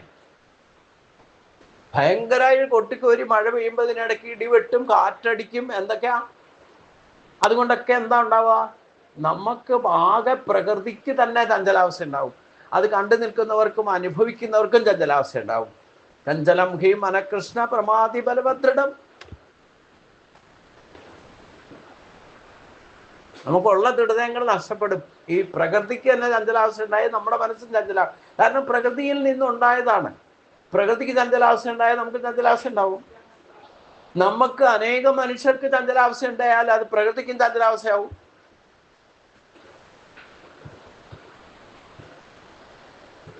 കാരണം ആസിറ്റീസ് കോപ്പിയാ. പ്രകൃതിയുടെ അതേ പ്രകൃതിയിൽ നിന്ന് സൃഷ്ടിച്ച വസ്തുക്കൾക്കും അത് ബാധകാന്നർത്ഥം. അതുകൊണ്ടാണ് മഴക്കാറുണ്ടായ നമ്മുടെ ശരീരത്തിന് മാറ്റം ഉണ്ടാവുമല്ലോ. വെയിൽ കഴിഞ്ഞാൽ അതനുസരിച്ച് മാറ്റം ഉണ്ടാവും.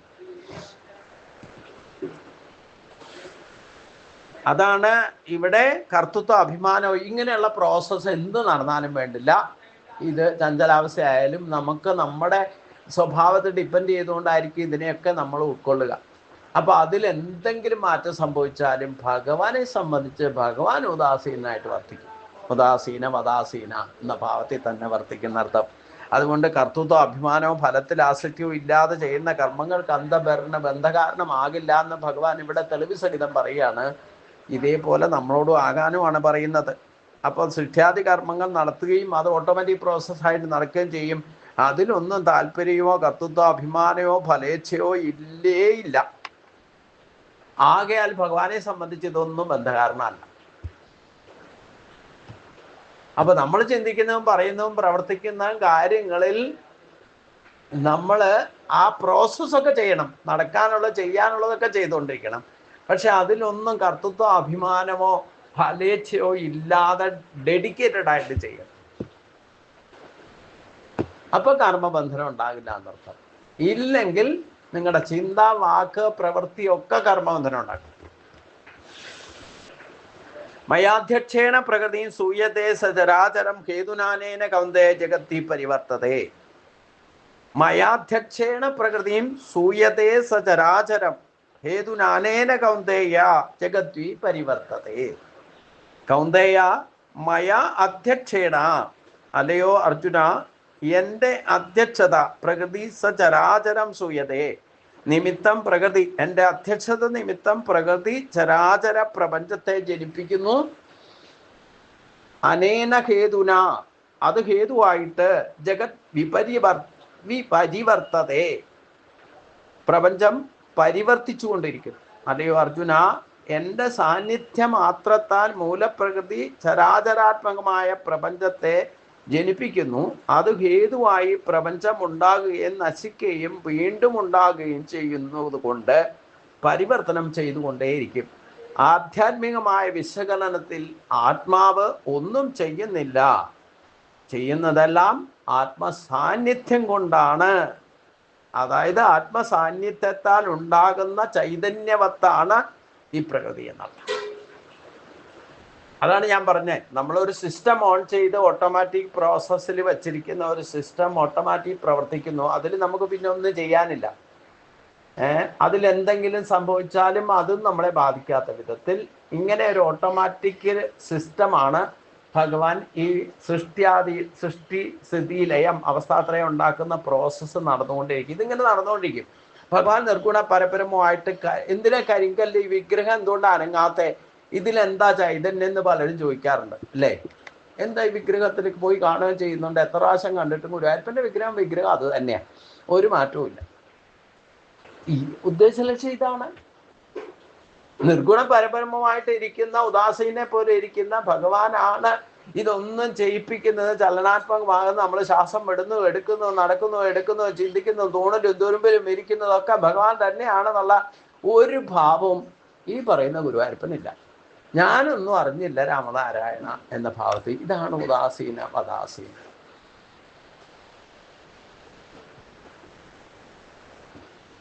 ഈ പ്രോസസ്സ് സിസ്റ്റമാറ്റിക് ആയിട്ട് ഇത് സ്വിച്ച് ഓൺ ചെയ്ത് കഴിഞ്ഞാൽ ഓട്ടോമാറ്റിക്കായിട്ട് ഇതൊക്കെ നടക്കേണ്ട കാര്യങ്ങളൊക്കെ കൃത്യമായിട്ട് നടക്കും.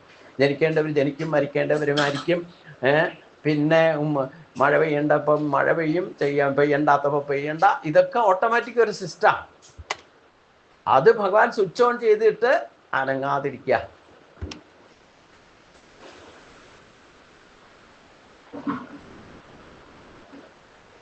ഇത് മനസ്സിലാക്കിയിട്ട് നമ്മുടെ ധർമ്മങ്ങളെ, നമ്മുടെ കർമ്മങ്ങളെ, ഈ ഒരു ഭാവനയെ അല്പമെങ്കിലും ഒന്ന് ചെയ്യാൻ ശ്രമിച്ചു നോക്കും. സ്വല്പ അഭ്യസ്യ ധർമ്മസ്യ ത്രായതോ മഹതോ ഭയ എന്ന് ഭഗവാൻ പറഞ്ഞാതാ. ഈ ഒരു പ്രോസസ്സ് നിങ്ങൾ ഏതെങ്കിലും ഒരു കാര്യമെങ്കിലും ചെയ്യാൻ സാധിച്ചാൽ അതായിരിക്കും മഹത്തായ ഫലത്തിലേക്ക് നിങ്ങൾ എത്തിക്കുക. നമുക്ക് നിസ്സാരം തോന്നാം,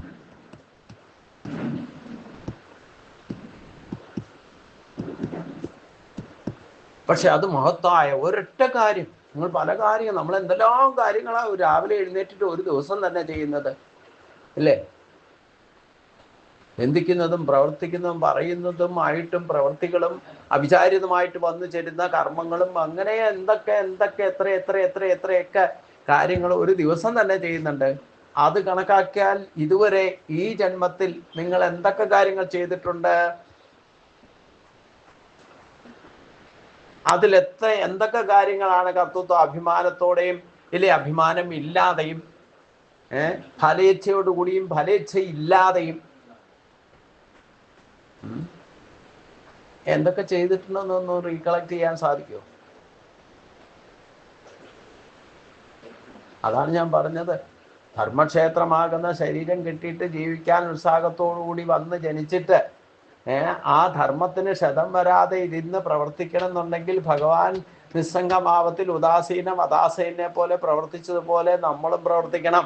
അപ്പോൾ മാത്രമേ നമുക്ക് കർമ്മബന്ധനം ഉണ്ടാകാതിരിക്കൂ. ഇല്ലെങ്കിൽ വീണ്ടും ജാതസ്യ ഹേ ധ്രുവോ മൃത്യു ധ്രുവം ജന്മ മൃതസ്യ ജതസ്മാത പരിഹാരാർത്ഥീനത്വം ശോചിതമർഹസീ എന്ന് ഭഗവാൻ പറഞ്ഞ അവസ്ഥയിലേക്ക് പിന്നെയും ഇങ്ങനെ പോയിക്കൊണ്ടിരിക്കും.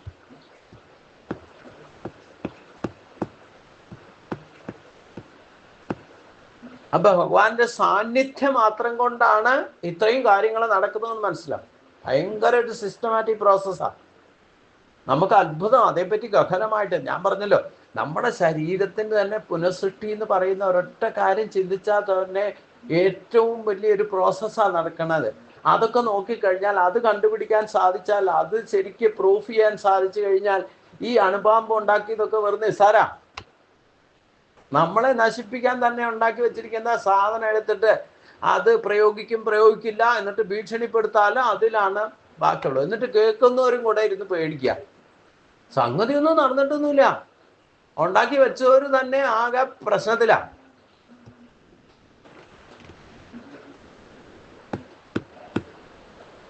എന്നാൽ ഈ ബ്രഹ്മോർജം, ഈ സാന്നിധ്യം നമ്മൾ അനുഭവിച്ചറിഞ്ഞാൽ മതി, അവിടെ തൊട്ട് നിങ്ങൾക്ക് ആനന്ദമയ ജീവിതം. പിന്നെ എന്ത് സംഭവിച്ചാലും, എവിടെ ബോംബിട്ടു, എവിടെ യുദ്ധം നടന്നാലും ഒന്നും പ്രശ്നമല്ല.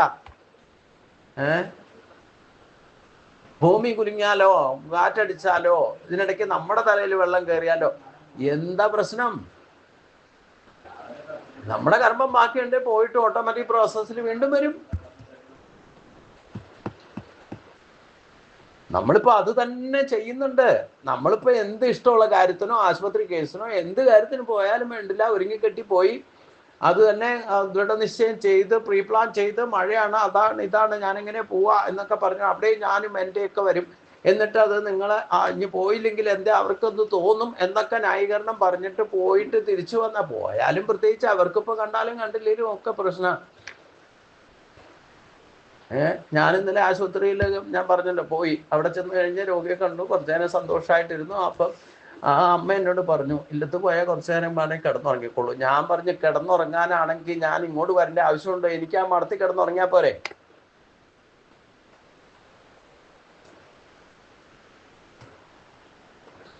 ഇവിടെ വന്നിട്ട് ഇല്ലത്ത് പോയിട്ട് കിടന്നുറങ്ങാനാ വരണമെന്നുണ്ടെങ്കിൽ ഞാൻ എന്തിനാ ഇപ്പൊ അമ്മയെ കാണാൻ വന്നതെന്ന് വെച്ചു.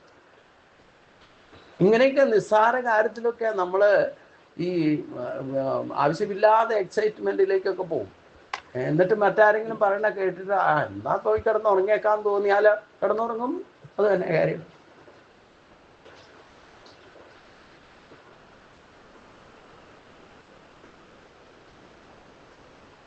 അപ്പൊ ഈ നമ്മളിത് ഗഹനമായിട്ടൊക്കെ ചിന്തിക്കാൻ പോയാൽ ഒരുപാട് കണ്ടുപിടിക്കാനുണ്ട്. നമ്മൾ ഓരോരുത്തരും ഈ അവിദ്യാദി ദോഷങ്ങളെ നിറഞ്ഞിരിക്കുന്ന ഈ പ്രപഞ്ചത്തെ, പ്രത്യേകിച്ചും കലിയുഗത്തിൽ, നിങ്ങൾ എവിടെ പോയാലും വേണ്ടില്ല, അവനവൻ്റെ വീട്ടിൽ പോയാലും വേണ്ടില്ല, ഒരു ക്ഷേത്രത്തിൽ പോയാലും വേണ്ടില്ല, ഒരു ആശുപത്രിയിൽ പോയാലും വേണ്ടില്ല, ഒരു സ്കൂളിൽ പോയാലും വേണ്ടില്ല, ഈ അവിദ്യാദി ദോഷങ്ങളെ കൊണ്ടുള്ള ചലനങ്ങളെ നടക്കുന്നു. ഈ ചലനങ്ങൾ നടക്കുന്നത് ഭഗവാന്റെ സാന്നിധ്യം മാത്രം കൊണ്ടാണെന്ന് മനസ്സിലാക്കുക. നമ്മൾ ന്യായമായിട്ടോ അന്യായമായിട്ടോ നല്ലതോ ചീത്തയോ വാട്ടവറിറ്റീസ് ഈ പ്രപഞ്ചത്തിൽ എങ്ങനെയെങ്കിലും ഒരു ഇല പോലും ഇളകണമെങ്കിൽ അത് ഭഗവാന്റെ സാന്നിധ്യം മാത്രം കൊണ്ടേ സാധിക്കൂ എന്നുള്ള സത്യത്തെ മനസ്സിലാക്കി.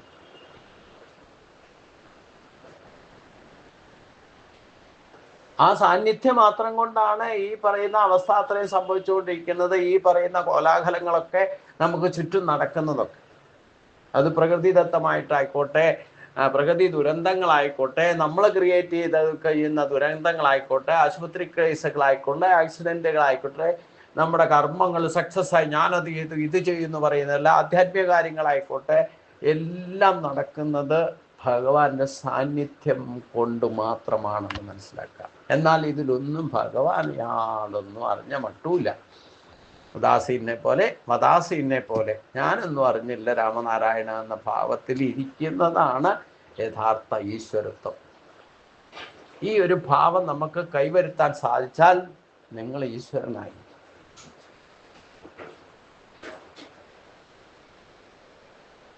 ആത്യന്തികമായിട്ട് വിശകലനത്തിൽ പരമാത്മാവ് ഒന്നും ചെയ്യുന്നതെല്ലാം ആത്മസാന്നിധ്യം. നമ്മളിപ്പോൾ ചിന്തിക്കുന്നതും പറയുന്നതും പ്രവർത്തിക്കുന്നതും എൻ്റെ ആത്മസാന്നിധ്യം കൊണ്ടാണ് ഞാൻ ചിന്തിക്കുന്നതും നിങ്ങളോട് ഇതൊക്കെ പറയുന്നതും പ്രവർത്തിക്കുന്നതും. ആ ഒരു ബോധം നമുക്കുണ്ടായിരിക്കണ്ടേ? ഇങ്ങനെ നമ്മൾ ഓരോരുത്തരും കാണുകയോ കേൾക്കുകയോ ചിന്തിക്കുകയോ പറയുകയോ പ്രവർത്തിക്കുകയോ എന്തെങ്കിലും നിങ്ങളുടെ ശരീരത്തിൽ നടക്കുന്ന ഓരോ ചലനങ്ങൾ പോലും നിങ്ങളിലുള്ള ആത്മസാന്നിധ്യം കൊണ്ടാണ് നടക്കുന്നതെന്ന് ആദ്യം സാക്ഷാത്കരിക്കണം. നിങ്ങൾ ഈ പ്രപഞ്ചം മുഴുവൻ വ്യാപിക്കാനൊന്നും ഇപ്പോൾ പോകണ്ട. ആദ്യം അവനോനിൽ സാക്ഷാത്കരിക്കൂ. നമ്മുടെ കയ്യിലുള്ള ജീവസാന്നിധ്യം കൊണ്ടാണ് എനിക്ക് ചിന്തിക്കാനും പറയാനും പ്രവർത്തിക്കാനും കേൾക്കാനും എന്തൊക്കെ പ്രോസസ്സ്. നമ്മൾ ഓട്ടോമാറ്റിക് പ്രോസസ്സിൽ ജനിച്ചപ്പോൾ തൊട്ട് മരണം വരെ ശരീരത്തിൽ നിന്ന് ജീവൻ വിട്ടുപോകാതെ ഇരിക്കുന്നിടത്തോളം കാലം നമ്മുടെ ന്യായമായിട്ടോ ഞാനെന്ന ഭാവമോ കർമ്മഫല ഇച്ഛയോട് കൂടിയോ എന്തൊക്കെ ചെയ്യുന്നുണ്ടോ, ന്യായമോ അന്യായമായിക്കോട്ടെ, എന്ത് ചെയ്യുന്നുണ്ടെങ്കിലും ആരുടെ സാന്നിധ്യം കൊണ്ടാണ്, ആരുടെ പ്രോസസ്സ് കൊണ്ടാണ് അടിസ്ഥാനപരമായിട്ട് നമുക്കിതൊക്കെ ചെയ്യാൻ സാധിക്കുന്നത് എന്ന് തിരിച്ചറിയുക. അത് നിങ്ങളിലുള്ള ആത്മസാന്നിധ്യം കൊണ്ട് മാത്രമാണ് നിങ്ങൾക്കിതൊക്കെ അനുഭവിച്ചറിയാനും ചെയ്യാനും ചിന്തിക്കാനും പറയാനും പ്രവർത്തിക്കാനും ഒക്കെ സാധിക്കുന്നത് എന്ന് ആത്യന്തികമായിട്ട് മനസ്സിലാക്കണം. അത് മനസ്സിലാക്കുന്നതാണ് അത്യന്ത രഹസ്യം. നമ്മളതൊന്നും മനസ്സിലാക്കാൻ ശ്രമിക്കാറില്ല എന്നുള്ളതാണ് സത്യം. നമ്മുടെ ശരീരത്തിലൂടെ നമ്മളിലൂടെ നടക്കുന്ന ഈ പ്രോസസ്സ് തന്നെ എവിടുന്ന് എന്തിൻ്റെ കെയർ ഓഫിലാണ് ഇതൊക്കെ നടക്കുന്നത് എന്ന് നമ്മൾ മനസ്സിലാക്കുന്നില്ല എന്നുള്ളത്. അതാണ് ഏറ്റവും വലിയ അവിദ്യാദി ദോഷം.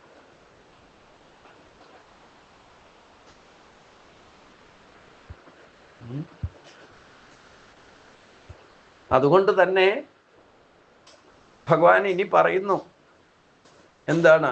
അഭിജാനാന്തി മാ മൂഢ മാനുഷീൻ തനുമാശ്രിതം പരം ഭാവം അജാനന്തോ മമ ഭൂതമഹേശ്വരം. ഭൂത അഹേശ്വരം മമ പരം. സകല ഭൂതങ്ങളുടെയും മഹേശ്വരനായിരിക്കുന്ന ഭാവം അജാനന്ത മൂഢാഹ, എൻ്റെ ശ്രേഷ്ഠഭാവം അറിയാത്ത മൂഢന്മാർ. അതായത് ഞാൻ ഈ പറഞ്ഞ കാര്യങ്ങൾ മനസ്സിലാക്കാൻ സാധിക്കാത്തവരെയാണ് ഭഗവാൻ ഒന്ന് സംബോധന ചെയ്തിരിക്കുന്നത്. എന്തായിട്ട്? മൂഢന്മാരായിട്ട്.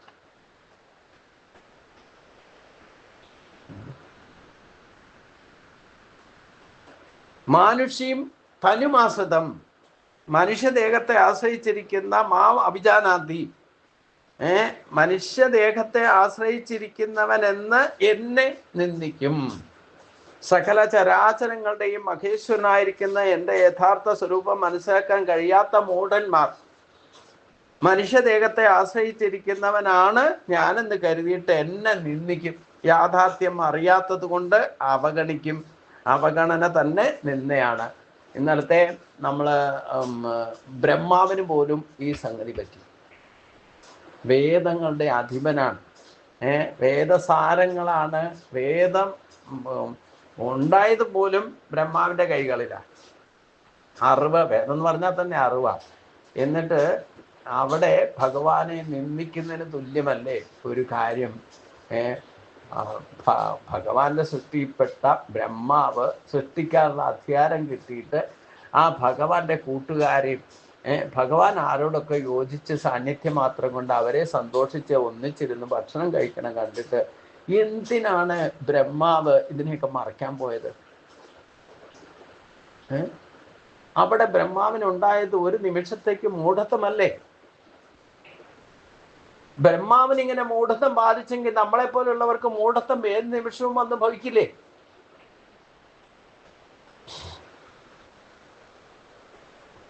അതാണ് ഭഗവാൻ പറഞ്ഞ അഭിജാനാന്തി മാ മൂഢാം മാനുഷീം തനുമാശ്രിതം. മനുഷ്യദേഹം എടുത്തുകൊണ്ട് വന്നവൻ ആ മനുഷ്യന്റെ തലത്തിൽ നിന്നുകൊണ്ട് ചിന്തിച്ചിട്ട് ഭഗവാനെ പോലും നിന്ദിക്കുന്ന, ഞാൻ എൻ്റെ എന്നുള്ള ഭാവത്തിൽ ഭഗവാനെ കാണാൻ പോയാലോ?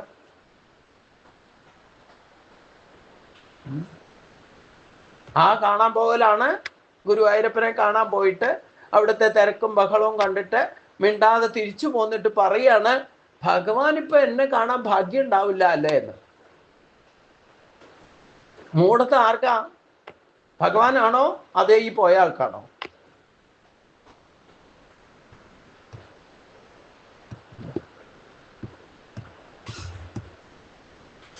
ഈ മൂഢത ആർക്കാന്ന് പറയണമെങ്കിലേ, ഇപ്പൊ നമ്മളെ മക്കളെ തന്നെ ചീത്ത പറയുമ്പോഴേ, ഞാനിത് എന്താ പറഞ്ഞേ, അതിനു മുമ്പ് താമസിച്ചിരുന്ന ഒരു സ്ഥലത്ത് വീട്ടിലിരിക്കുക എന്നെ കൊണ്ട് ചിന്തിപ്പിച്ചു. കാരണം എന്താ, ഒരു അമ്മ കുട്ടിയെ ചീത്ത പറയാ, വളച്ചിട്ട് അടിച്ച് എന്തോ വാശി കുരുത്തക്കേട് കാണിച്ചിട്ട് എന്തോ അമ്മ ആകെ എന്താ പറഞ്ഞേ ദേഷ്യം വന്നിട്ട് പിടിച്ചിട്ട് അടിയും കൊടുക്കുന്നുണ്ട്, ചീത്തയും പറയുന്നുണ്ട്. ചീത്ത പറയുന്ന കൂട്ടത്തിൽ പറഞ്ഞ ഒരു വാക്കാണ് എന്നെ ഹിറ്റ് ചെയ്തത്. എന്താണ്? നായിന്റെ മോനെ എന്ന അമ്മ കുട്ടിയെ വിളിച്ചത്. നായിന്റെ മോനെ എന്ന് വിളിച്ച നായ ആരാ? അപ്പോഴും കുട്ടിയെ മോനെ എന്നല്ലേ വിളിച്ചത്. ഇതാണ് ഭഗവാൻ പറഞ്ഞ മൂഢത്വം. താൻ ആരാന്ന് മനസ്സിലാക്കാതെ പ്രവർത്തിച്ചാൽ അതാണ് ഏറ്റവും വലിയ മൂഢത്വം. അവിജാനാതി മൂഢ എന്ന് പറഞ്ഞാൽ തന്നെ പറ്റി പോലും അറിയില്ല. പക്ഷെ അത് കേട്ടത് കൊണ്ട് യഥാർത്ഥത്തിൽ ഈ പറഞ്ഞത് ആരാന്ന് ഞാൻ മനസ്സിലാക്കി. ഞാൻ അവരോട് പറയാനൊന്നും പോയില്ല. അപ്പൊ ഇങ്ങനെ നമ്മൾ മൂഢത്വം കൊണ്ട് നമ്മൾ പറയുന്ന വാക്കുകൾ, ചിന്തിക്കുന്ന കാര്യങ്ങള്, പറയുന്ന കാര്യങ്ങള് പ്രവൃത്തിയിൽ വരുന്നത്, ഇത് ഈ മനുഷ്യന്റെ വിശേഷ ബുദ്ധി ഉണ്ടായിട്ടും ഇങ്ങനെയൊക്കെയല്ലേ മനുഷ്യൻ പെരുമാറുന്നത്. അപ്പൊ പിന്നെ ഇതേ തലത്തിലായിരിക്കും ചിലപ്പോ ഭഗവാൻ മനുഷ്യജന്മം എടുത്തു വന്നിരിക്കുന്ന കാര്യങ്ങളിൽ നമ്മൾ കാണുന്നത്. അത് വേണ്ട വ്യക്തി മനസ്സിലാക്കാതെ ഭഗവാനെ പറ്റി ഇങ്ങനെ നമ്മുടെ ഭാവനയിൽ അറിഞ്ഞുകൊണ്ട് നമ്മൾ അത് ഊഹാപോഹങ്ങളുടെ അച്ചുതണ്ടിൽ വച്ചുകൊണ്ട് അളക്കാൻ ശ്രമിച്ചാൽ അത് ഭഗവാനെ നിന്ദിക്കലാണ്.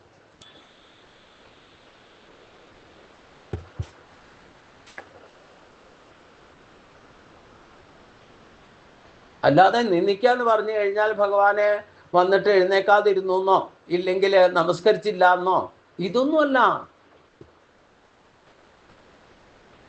എന്തിനാ ഇതൊക്കെ ചെയ്യണമെന്ന് മനസ്സിലാക്കാതെ ചെയ്താൽ അത് മൂഢത്വ. എല്ലാരും നമസ്കരിക്കണോ, നമ്മൾ നമസ്കരിക്കണം. എന്തിനാ നമസ്കരിക്കണത്? എന്താ എന്റെ ഉദ്ദേശ ലക്ഷ്യം? എന്താ ഉദ്ദേശിക്കുന്നത്? എന്താ?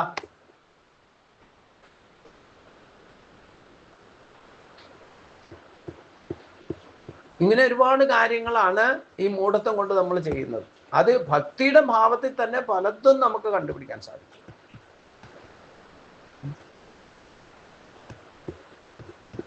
നിങ്ങൾ എന്ത് ചെയ്യുമ്പോഴും മനസ്സ് ഇൻവോൾവ് അല്ലെങ്കിൽ അത് അശ്രദ്ധയാണ്.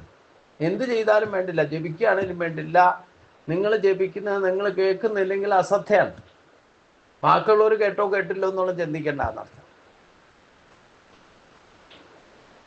അപ്പൊ നമുക്ക് കിട്ടിയിരിക്കുന്ന ഈശ്വര അനുഗ്രഹത്തെ, സാന്നിധ്യം, നമ്മുടെ ഉള്ളിൽ ആത്മസാന്നിധ്യം കൊണ്ടാണ് നമുക്ക് ഇങ്ങനെ ന്യായമായിട്ടോ അന്യായമായിട്ടോ ചിന്തിക്കാനോ ഭഗവാനെ പോലും നിന്ദിക്കാനും ഒക്കെ സാധിക്കും. നിന്ദിക്കാനും വന്ദിക്കാനും ഒക്കെ സാധിക്കുന്ന ഈ ആത്മസാന്നിധ്യം കൊണ്ടാണ്. അത് മനസ്സിലാക്കാതിരുന്നാലാണ് ഏറ്റവും വലിയ മൂഢം. അങ്ങനെ വരുമ്പോ പിന്നെ ചെയ്യുന്നതൊക്കെ നിന്നയാവും. നമ്മൾ ഈശ്വരനെ നേരിട്ട് ഭഗവാനെ ശ്രീകൃഷ്ണനെ മാത്രം നിന്ദിക്കാന്നല്ല, ഈശ്വരന്റെ അംശമില്ലാത്തത് എന്തൊക്കെയാണ് ഇവിടെ ഉള്ളത്, അംശമില്ലാത്തതിലായിട്ട് ഒന്നുമില്ല എന്ന് പറഞ്ഞു. കേവലം സാന്നിധ്യം മാത്രം കൊണ്ടാണ് ആകാശ രൂപത്തിൽ, ആകാശത്തിൽ വായു നിറഞ്ഞു നിൽക്കുന്ന പോലെ ഈ പ്രപഞ്ചം മുഴുവൻ മറിഞ്ഞു നിൽക്കുന്നത്. മറഞ്ഞു നിൽക്കുന്നതും നിറഞ്ഞു നിൽക്കുന്നതും ഭഗവാൻ തന്നെയാണ്. അത് മനസ്സിലാക്കാതെ ജീവിച്ചാൽ അത് തന്നെ മൂഢത.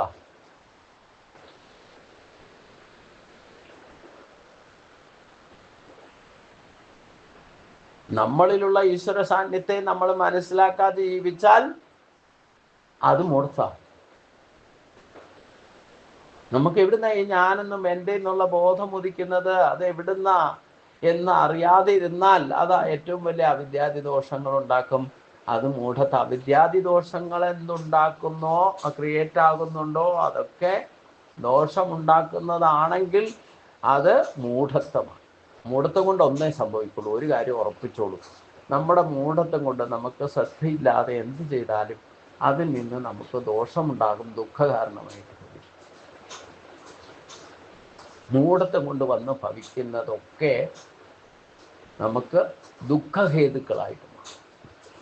അത് ആ ഭഗവാനെ നിന്ദിക്കലായിക്കോട്ടെ, ഡയറക്റ്റോ ഇൻഡയറക്റ്റ് ആയിട്ടോ നിങ്ങൾ മൂഢത്വം, അറിവില്ലാതെ ചെയ്യുന്ന കാര്യങ്ങളൊക്കെ ദുഃഖകാരണമായിട്ട് മാറും എന്ന് പറഞ്ഞാൽ അതാണ് അവിദ്യാദി ദോഷങ്ങൾ.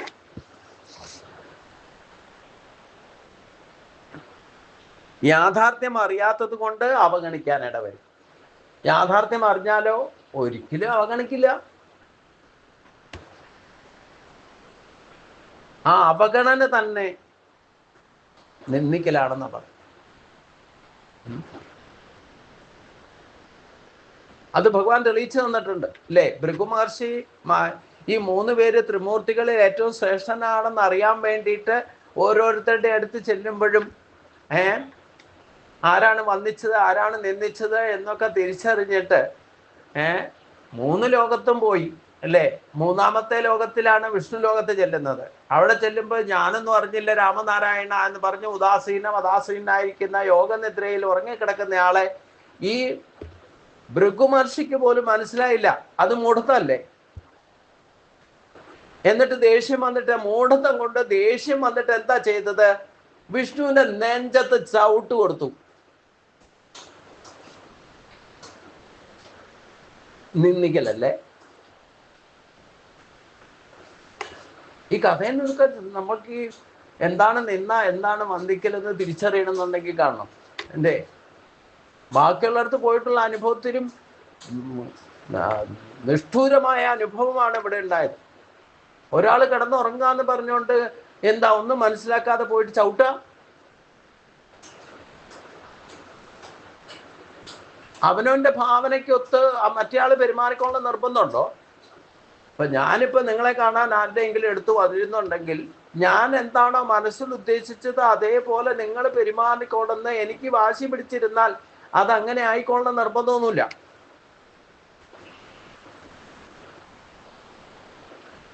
എന്ത് സംഭവിക്കാന്നുള്ള ഭാവത്തിൽ വേണം നമ്മൾ പോവാൻ. എന്ത് സംഭവിച്ചാലും അതിനെയൊക്കെ പോസിറ്റീവായിട്ട് എടുക്കാനുള്ള ഭാവം കൂടെയാണ്. അവിടെയാണ് മൂഢത്വം ഇല്ലാതിരിക്കും. വന്ദിച്ചാലും വേണ്ടില്ല, നിന്ദിച്ചാലും വേണ്ടില്ല. എന്നിട്ട് എന്താ സംഭവിച്ചേ? ദേഷ്യം വന്നിട്ട് ചവിട്ടിയത്. ഭഗവാൻ ഭൃഗുമഹർഷിയുടെ ആ കാൽപാദത്തെ ശ്രീവത്സമാക്കി മാറ്റി എന്ന് മാത്രമല്ല, ആ അനന്തശയനത്തിൽ നിന്ന് സടകുടഞ്ഞ് താഴെ വീണ ആളെ എഴുന്നേറ്റിട്ട് ആ ഭൃഗുമഹർഷിയെ വന്ദിക്കുക ചെയ്തത്, സാഷ്ടാംഗം നമസ്കരിക്കുക ചെയ്തത്. അങ്ങ് വന്ന് ഞാൻ അറിഞ്ഞില്ല, അറിഞ്ഞു എന്നിട്ടും അറിഞ്ഞില്ല എന്ന് പറയുക ചെയ്തു. എന്തിനാ?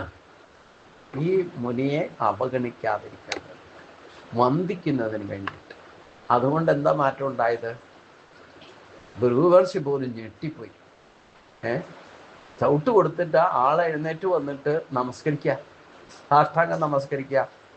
അപ്പൊ പിന്നെ യാതൊരു സംശയമില്ല, ഈ 3 ത്രിമൂർത്തികളിലും ബ്രഹ്മനായിരിക്കാൻ അവർ തീരുമാനിച്ച സപ്തർഷികൾ ചേർന്ന് ഒരു യാഗം തീരുമാനിച്ചു. അതിൽ ബ്രഹ്മനായിരിക്കാൻ ഈ ത്രിമൂർത്തികളിൽ ഒരാളെ കണ്ടുപിടിക്കാൻ വേണ്ടിയിട്ടാണ് ഭൃഗുമഹർഷിയെ നിയോഗിച്ചത്. അപ്പം വിഷ്ണു തന്നെയാണ് ബ്രഹ്മനായിട്ടിരിക്കാൻ യോഗ്യനെന്ന് എന്തുകൊണ്ട് തീരുമാനിച്ചു? ചവിട്ട് കൊടുത്തിട്ടും തന്നെ നമസ്കരിച്ച ആളെ റെസ്പെക്ട് ചെയ്യേണ്ടതായിട്ട് വന്നു ഭൃഗുമഹർഷി. Give respect and take respect എന്നുള്ള തത്വം ഇതിൽ നിന്നാണ് നമ്മൾ പഠിക്കേണ്ടതെന്നാണ്.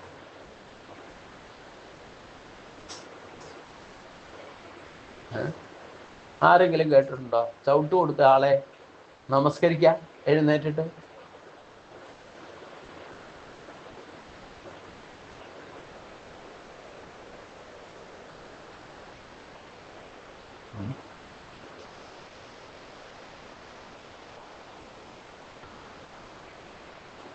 ഇതാണ് ഈശ്വരനെ മനസ്സിലാക്കിയാലുള്ളത്. ഈശ്വരൻ അപ്രകാരമാണോ ഭൃഗുമഹർഷിയെ മനസ്സിലാക്കിയത്? തുടക്കത്തിൽ ഭൃഗുമഹർഷിക്ക് മനസ്സിലായില്ല, അത് മൂഢത്വം. പക്ഷേ ഭഗവാൻ എന്താണോ ചെയ്ത് കാണിച്ചത്, യദ്യദാരിദ്ര്യശ്രേഷ്ഠത ദേവതാരോചനാഹ, ഭഗവാൻ തിരിച്ച് ഭൃഗുമഹർഷിയെ റെസ്പെക്ട് ചെയ്തപ്പോഴാണ് ഭൃഗുമഹർഷിക്ക് മനസ്സിലായത് ഇതാണ് യഥാർത്ഥത്തിൽ ഉത്തമ ഭഗവാൻ.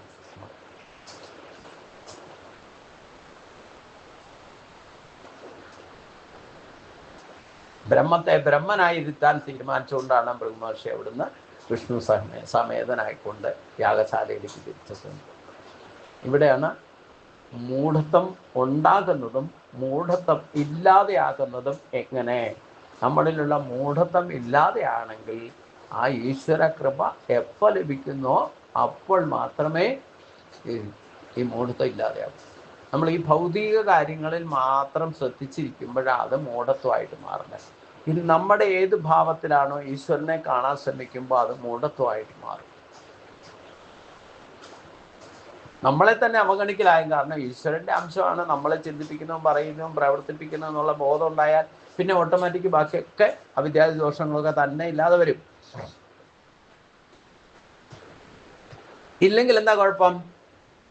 ഭഗവാനെ പേരെ നിന്ദിക്കുന്നവരായിട്ടും അവഗണിക്കുന്നവരായിട്ടും മാറും.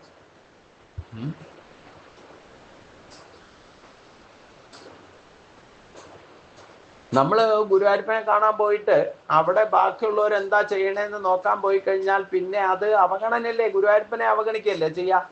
നിങ്ങൾ ദർശനം നടത്തി പുറത്തിറങ്ങുന്നവരെയെങ്കിലും മറ്റുള്ള വിഷയങ്ങളിലൊന്നും ഇടപെടാതെയും ശ്രദ്ധ മാത്രം ഭഗവാനെ കാണാൻ, അതാണ് ക്ഷേത്ര ദർശനത്തിന്റെ മൂഢതയില്ലായ്മ എന്ന് പറയുന്നത്.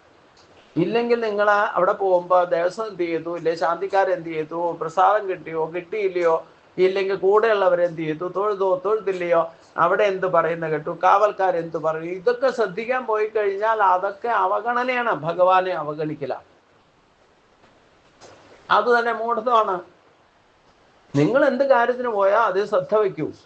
ആ ശ്രദ്ധയോടെ താല്പര്യത്തോടെ നാമം ജപിച്ചുകൊണ്ട് ഭഗവാനെ മാത്രം മനസ്സിൽ വിചാരിച്ചുകൊണ്ട്, അതാണ് അനന്യ ചിന്തയന്തോമായ ജനപരിപാസത എന്ന് പറയുന്നത്. നമ്മൾ വ്യർത്ഥ ശ്രദ്ധ യഥാർത്ഥ ലക്ഷ്യത്തിൽ നിന്ന് വ്യതിചലിച്ചാൽ അത് പ്രധാന കാര്യത്തിനുള്ള അശ്രദ്ധയായി എന്നർത്ഥം. അത് മൂഢത്വമാണ്. ആ മൂഢത്വത്തിന് വിധേയമായിക്കൊണ്ട് നിങ്ങൾ ഏത് കാര്യം ചെയ്താലും വേണ്ടില്ല, അത് നിങ്ങളെ ദുഃഖകാരണം ദുഃഖഹേതുക്കളായിട്ട് മാറും. ഇപ്പോഴല്ലെങ്കിൽ പിന്നീട് അതേ കാരണം കൊണ്ട് നിങ്ങൾ ദുഃഖിക്കേണ്ടതായിട്ട് വരും. കാരണം എന്താ? ഈശ്വരനെ അവഗണിക്കുന്നവരെ, ഭഗവാന്റെ പോളിസി എന്താ? അവഗണിക്കുന്നവരെ പരിഗണിക്കില്ല, പരിഗണിക്കുന്നവരെ അവഗണിക്കില്ല. നിങ്ങൾ ആധ്യാത്മികമായിട്ട് ഈശ്വര കാര്യങ്ങൾ ചെയ്തുകൊണ്ട് നടക്കുമ്പോഴും ഭഗവാനെ ശ്രദ്ധ ഇല്ലാതെ ഇരുന്നാൽ അത് അവഗണനയാണ്. നിങ്ങളുടെ പ്രയത്നമൊക്കെ ഒരു വഴിക്ക് നടക്കും, ഉദ്ദേശ ലക്ഷ്യത്തിലേക്ക് എത്തില്ല, അന്ധകരണ ശുദ്ധിയും വിവേകവും ഉണ്ടാകില്ല എന്നാണ്. അപ്പൊ വീണ്ടും വീണ്ടും ഈ വന്നു പോക്ക് വേണ്ടി വരും എന്നർത്ഥം. മോഘാശ മോഘകർമ്മണ മോഹജ്ഞാന വിജേതസഹ രാക്ഷസീം അസുരീം ചൈവ പ്രകൃതിയും മോഹിനിയും സദാ.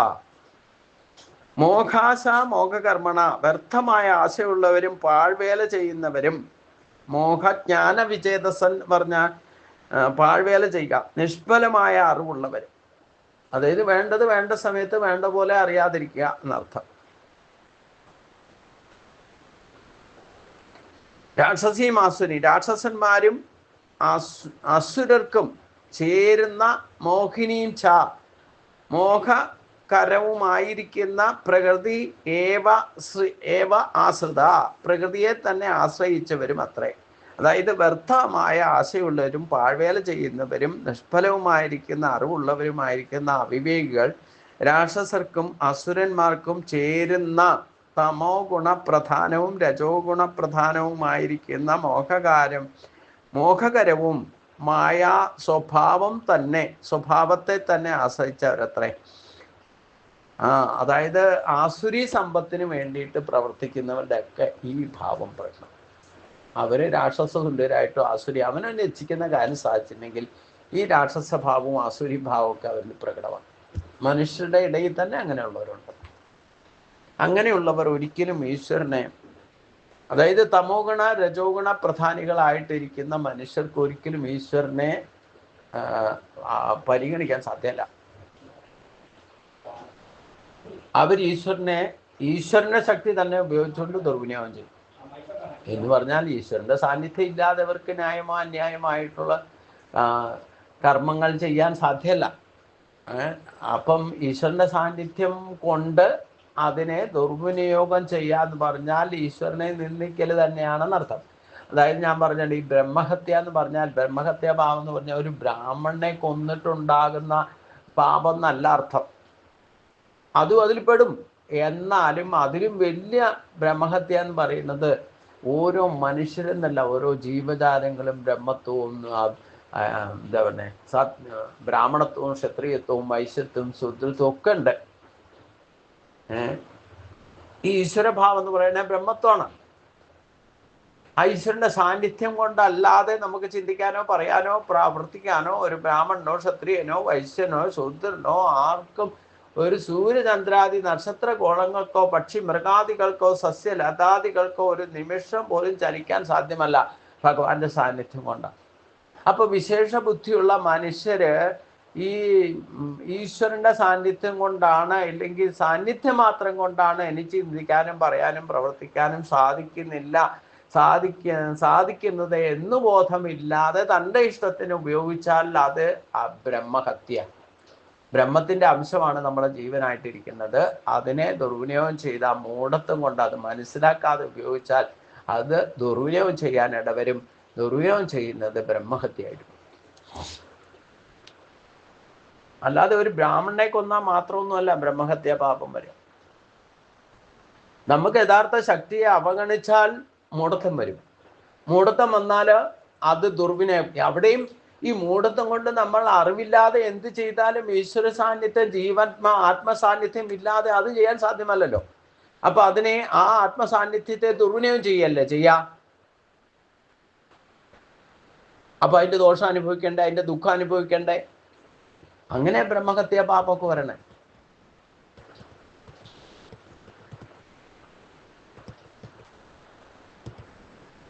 ഈ അഹിംസ എന്ന് പറയുന്ന ആ യമനിയമങ്ങളിൽ തന്നെ എന്താ പറയണേ, നമ്മൾ ഒരിക്കലും ഒരു ജീവജാലങ്ങളെയും അറിഞ്ഞോ അറിയാതെയോ വാക്കുകൊണ്ടോ ചിന്ത കൊണ്ടോ പ്രവൃത്തി കൊണ്ടോ വേദനിപ്പിക്കരുത്. വേദനിപ്പിച്ചാൽ ബ്രഹ്മഹത്യയാണ്, ദുർവിനിയോഗം ചെയ്യലാവും. അപ്പം അറിയേണ്ടത് അറിയാതിരിക്കുമ്പോൾ എങ്ങനെ? അതാണ് അവിദ്യാദോഷങ്ങൾ എന്ന് പറയുന്നത്. അപ്പൊ അതുകൊണ്ട് ഈ വ്യർത്ഥമായ ഭൗതികമായ ആസുരീ സമ്പത്തിന്റെ പിന്നാലെ പോകുന്നവർക്ക് ഈ പ്രശ്നമൊക്കെ, അവരാണ് ഈ പണി ചെയ്യണേ. അതെങ്ങനെയുള്ളവരാന്ന് പറഞ്ഞ രാക്ഷസന്റെ സ്വഭാവം ചെയ്യുന്നവരും, ഇല്ലേ ഭൗതികമായിട്ടുള്ള ഇന്ദ്രിയ ഭോഗസുഖങ്ങൾക്ക് വേണ്ടിയിട്ട് പ്രവർത്തിക്കുന്ന തമോ ഗുണത്തിനും രജോ ഗുണത്തിനും ആധിപത്യം വന്നവര് പ്രവർത്തിക്കുന്നതൊക്കെ ഈ പറയുന്ന ഈശ്വരന്റെ സാന്നിധ്യം കൊണ്ടായിരിക്കും. അവരിച്ഛിക്കുന്ന കാര്യം സാധിക്കാൻ വേണ്ടിയിട്ട് ഏത് തരത്തിലുള്ള പ്രവൃത്തിയും ചെയ്യും. അത് വെറും പാഴ്വേലയാകും. ഇവരുടെ അധ്വാനമൊക്കെ വ്യർത്ഥമായി ഭവിക്കുക എന്ന് പറഞ്ഞാൽ ദുഃഖം മാറാൻ വേണ്ടിയിട്ട് താൽക്കാലിക സുഖത്തിന് വേണ്ടിയിട്ട് ചെയ്യുന്ന കാര്യങ്ങൾ വീണ്ടും ദുഃഖത്തെ ഉണ്ടാക്കണം എന്നുണ്ടെങ്കിൽ ഈ പ്രവൃത്തിയൊക്കെ പാഴ്വേലയായിട്ട്.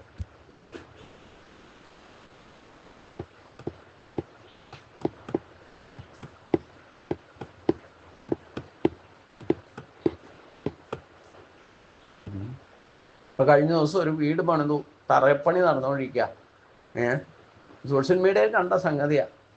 അപ്പം ഈ ഭയങ്കര മഴയത്ത് ഈ തറ നല്ലോണം മണ്ണിട്ട് പൊക്കിയിട്ടൊക്കെ തറ പ്രോസസ്സ് ചെയ്ത് ഉണ്ടാക്കി തറയുടെ പണി അവസാനിപ്പിച്ച് കഴിഞ്ഞപ്പം ഒരു മഴയത്ത് ഈ എല്ലാ മണ്ണും ഈ തറയടക്കം പൊളിഞ്ഞു വീണു. എന്നിട്ട് അയാൾ ഇരുന്നുകൊണ്ട്, ആ ചെയ്ത ആളിരുന്നുകൊണ്ട് കരയാണ്. ഇതാണ് പാഴ്വേല എന്ന് പറയുന്നത്. ഈ മഴക്കാലത്ത് സാധാരണഗതിയിൽ ഒരു തറയെടുത്തിട്ടാൽ വേനൽക്കാലത്ത് വേണം തറ എടുത്തിടാനും. അത് പിന്നെ ചെളി കൂട്ടിയിട്ട് ഒരു 6 മാസമെങ്കിലും കിടന്ന് ഉറച്ചിട്ട് വേണം അതിൻ്റെ മുകളിൽ പിന്നെ പണിയെടുക്കാൻ എന്നാണ് കാരണവന്മാർ പറഞ്ഞ് പഠിപ്പിച്ചേക്കുന്നത്. ഇന്ന് അത്രയും ദിവസമൊന്നും ക്ഷമയില്ലാർക്കും. ഈ മഴക്കാലത്ത് വീട് പണിയാൻ പോയ എന്തിനാ? ഇതുപോലെ ഈ വീരാഞ്ചേരി മഴയത്ത് മണ്ണിടിച്ചിലൊക്കെ ഉണ്ടാകുന്ന 3 നേരം അവരവരുടെ ഫോൺ നമ്പറിൽ തന്നെ മെസ്സേജുകൾ വരുന്നുണ്ട്. ഇത്രമാത്രം നമ്മുടെ ഈ ക്ലൈമറ്റ് ചേഞ്ചസ് കണ്ടുപിടിക്കാനുള്ള പ്രോസസ്സൊക്കെ അഡ്വാൻസ് ആയി കഴിഞ്ഞു അല്ലേ? എൻ്റെ ഫോണിൽ വരെ നാളെ 24 മണിക്കൂറിനകം ഇന്ന ദിവസം ഇത്ര നേരം വരെ, ഇന്ന ദിവസം മുതൽ ഇന്ന ദിവസം വരെ ഇന്നതൊക്കെ പ്രകൃതിയിൽ സംഭവിക്കുന്നുള്ള മെസ്സേജ് വരുന്നുണ്ട്. ഇത്രയൊക്കെ ഇൻഫർമേഷൻസ്, ഇതൊക്കെ ഈശ്വരന്റെ ഗുണമല്ലേ, ഈശ്വരന്റെ സാന്നിധ്യമല്ലേ ഇതൊക്കെ വിളിച്ചറിയിക്കുന്നത്. എന്നിട്ട് ഇതുപോലുള്ള സമയത്ത് ഈ മൂഢത്വം കാണിക്കാൻ പോയി കഴിഞ്ഞാൽ ഇതുപോലെ ഇരുന്ന് കരയേണ്ടി വരുന്നർത്ഥം.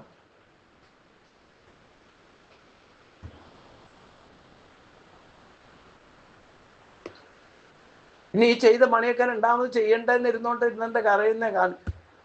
ഇരുന്ന് കരയുന്നത്. എനിക്ക് പിന്നെ ഞാൻ അങ്ങനെയൊന്നും സോഷ്യൽ മീഡിയയിലൊന്നും അധികം നേരം ചെലവഴിക്കാറില്ല. പക്ഷെ എൻ്റെ കണ്ണിൽ ഇങ്ങനെയുള്ള ചില കാര്യങ്ങളൊക്കെ പെടും.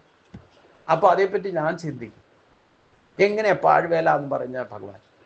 ഇങ്ങനെ ഒരുപാട് കാര്യങ്ങൾ നമ്മൾ ആസുരി സമ്പത്തിന്റെ പിന്നാലെ പോകുമ്പോൾ ഇന്ദ്രിയ ഭോഗ സുഖങ്ങൾക്ക് വേണ്ടിയിട്ട് ആസുരി സമ്പത്തിനെ പോഷിപ്പിക്കാൻ വേണ്ടിയിട്ട് പല കാര്യങ്ങളും തമോ ഗുണത്തിനും രജോ ഗുണത്തിൽ നിന്നുമാണ് ഈ ആസുരി സമ്പത്തിനെ പോഷിപ്പിക്കൽ നടക്കൂ. അപ്പൊ അതിൻ്റെ ആധിക്യ സ്വഭാവം ഉള്ളവരൊക്കെ രാക്ഷസന്മാരും അസുര സ്വഭാവം ഉള്ളവരും എന്ന് ഭഗവാൻ ഇവിടെ പറഞ്ഞു കഴിഞ്ഞു, വിധി എഴുതി കഴിഞ്ഞു. അങ്ങനെ എന്ത് ചെയ്താലും വേണ്ടില്ല, അതൊക്കെ ദുഃഖഹേതുക്കളായിട്ട് മാറും.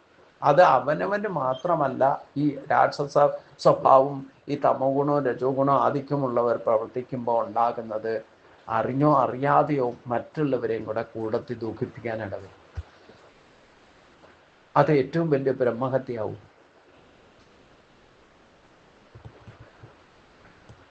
നമ്മൾ നിസ്സാരം എന്ന് കരുതുന്ന ഒരുപാട് കാര്യങ്ങൾ പാഴ്വേലയായിട്ട് പോകുന്നുണ്ട്. നിങ്ങൾ ജപിക്കുന്ന നാമവും നിങ്ങൾ ചൊല്ലുന്ന ശ്ലോകങ്ങളും നിങ്ങൾ കേൾക്കുന്നില്ല എങ്കിൽ, ശ്രദ്ധയോടെ കേൾക്കുന്നില്ലെങ്കിൽ അതും പാഴ്വേലയാവും.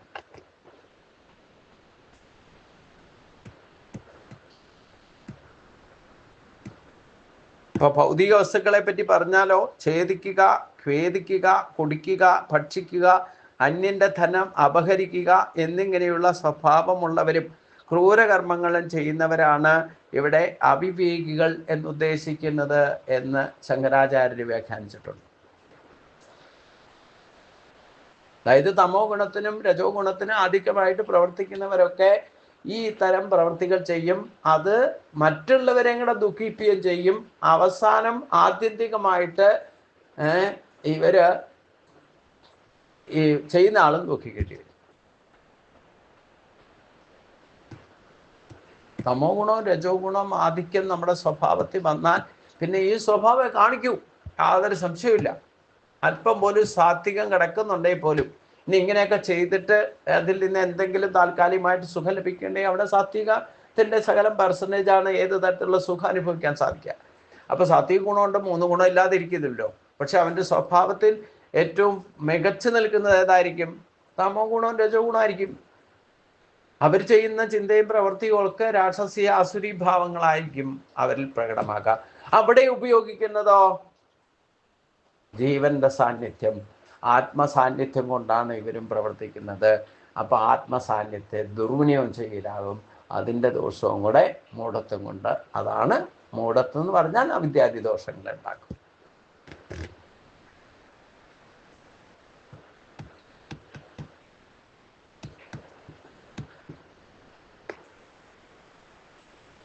മഹാത്മനസ്സു മാം പാർത്ഥ ദേവീം പ്രകൃതി മാസത ഭജന്ത്യ അനന്യ മനസ്സോ ജ്ഞാത്വാ ഭൂതാദി അവ്യയം. മഹാത്മനസ്തു മാം പാർത്ഥ ദേവീം പ്രകൃതി മാശ്രിതാഹ ഭജന്ത്യ അനന്യ മനസ്സോ ജ്ഞാത്വാ ഭൂതാദി അവ്യയം.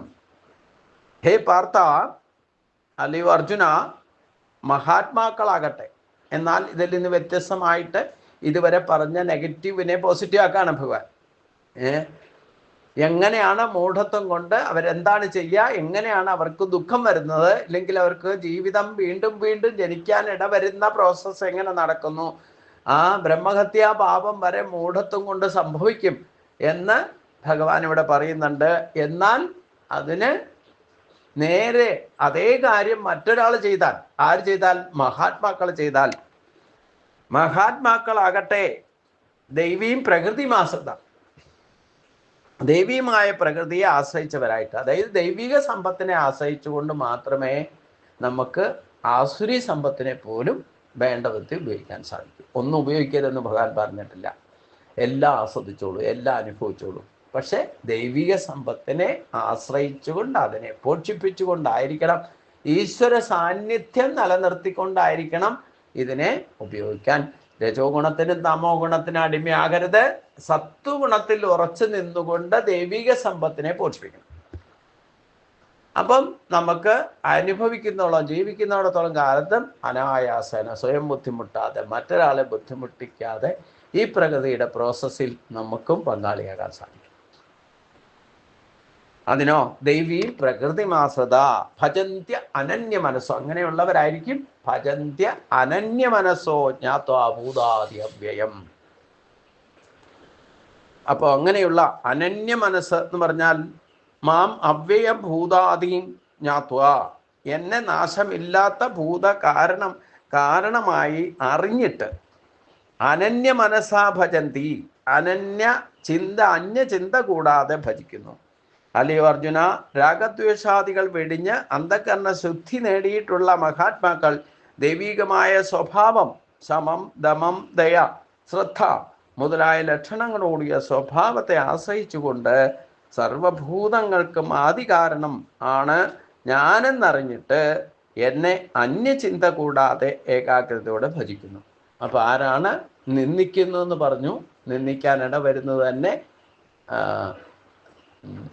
അവഗണനയാണെന്നും പറഞ്ഞു. അവഗണന തന്നെ നിന്ദയാണെന്നും പറഞ്ഞു. ഇനി ആരാണ് ഭജിക്കാത്തത്? തമോ ഗുണത്തിലും രജോ ഗുണത്തിലും അധിപന്മാരായിട്ടിരിക്കുന്ന മനുഷ്യർ തന്നെയാണ് ഭഗവാനെ നിന്ദിക്കാനും ഇടവരും. അവര് ഈശ്വരന്റെ ശക്തി ഉപയോഗിച്ചുകൊണ്ട് ദുർവിനിയോഗം ചെയ്യും. അവരാണ് രാക്ഷസന്മാരിലെ ആസുരന്മാർ എന്ന് പറയുന്നത്. ഇനി ആരാണ് ഭജിക്കുന്നത്? മഹാത്മനസ്സു മാം പാർത്ഥ, രാഗദ്വേഷാദികൾ ഇല്ലാതെ അന്ധകരണ ശുദ്ധി നേടിയിട്ടുള്ള, അത് അടിവരയിട്ട് മനസ്സിലാക്കണം. അന്ധകരണ ശുദ്ധി നേടാൻ വേണ്ടിയിട്ടാണ് ഈ ഭക്തിയോഗ കർമ്മ മാർഗം നടത്തുന്നത്. അങ്ങനെയുള്ള മഹാത്മാക്കൾ ദൈവികമായ നമ്മൾ എന്ത് ചെയ്താലും ദൈവിക സമ്പത്തിനെ പോഷിപ്പിക്കാൻ വേണ്ടിയിട്ടായിരിക്കണം ചിന്തയും വാക്കും പ്രവൃത്തിയും. സെക്കൻഡറി ഓപ്ഷനെ പാടുള്ളൂ ഇന്ദ്രിയ ഭോഗസുഖങ്ങൾ. ഫസ്റ്റ് പ്രിഫറൻസ് ദൈവിക സമ്പത്തിനെ പോഷിപ്പിക്കുക. അപ്പോഴേ ഈ ഇന്ദ്രിയ ഭോഗസുഖങ്ങളും ഭൗതികമായിട്ടുള്ള നമ്മൾ അനുഭവിക്കുന്ന കാര്യങ്ങളും ആസുരീ സമ്പത്താകുന്ന ശരീരത്തെ പോലും ആസ്വാദ്യകരമായിട്ട് ആയുരാരോഗ്യത്തോടെ സംരക്ഷിക്കാനും സാധിക്കണം എന്നുണ്ടെങ്കിൽ ഫസ്റ്റ് പ്രിഫറൻസ് എന്തിനു കൊടുക്കണം? ദൈവിക സമ്പത്ത് പോഷിപ്പിക്കണം. ദേവാൻ ഭാവയഥാനേനതേ ദേവ ഭാവയന്തുവാഹ പരസ്പരം ഭാവയന്തക ശ്രേയ പരമവാപ്സ്യത. ഇതാണ് യഥാർത്ഥ ഭക്തി. അപ്പം ഇതിനെല്ലാം കാരണക്കാരനായിരിക്കുന്ന ആ ഭഗവാനെ ആശ്രയിച്ച് സർവഭൂതങ്ങൾക്കും ആദി കാരണമാണ് ഭഗവാൻ എന്ന പൂർണ്ണമായിട്ടും സത്യത്തെ അറിഞ്ഞിട്ട് മറ്റ് ചിന്ത കൂടാതെ ഏകാഗ്രതയോടെ എന്നെ ഭജിക്കും. ആരൊക്കെയാണ് ഭജിക്കാത്തത്? ആരാണ് ഈശ്വരശക്തിയെ ദുർവിനിയോഗം ചെയ്യുന്നത് എന്ന് രണ്ടും ശ്ലോകത്തിലൂടെ ഭഗവാൻ പറഞ്ഞു. ഇനി ആരാണ് ഭജിക്കുന്നത്?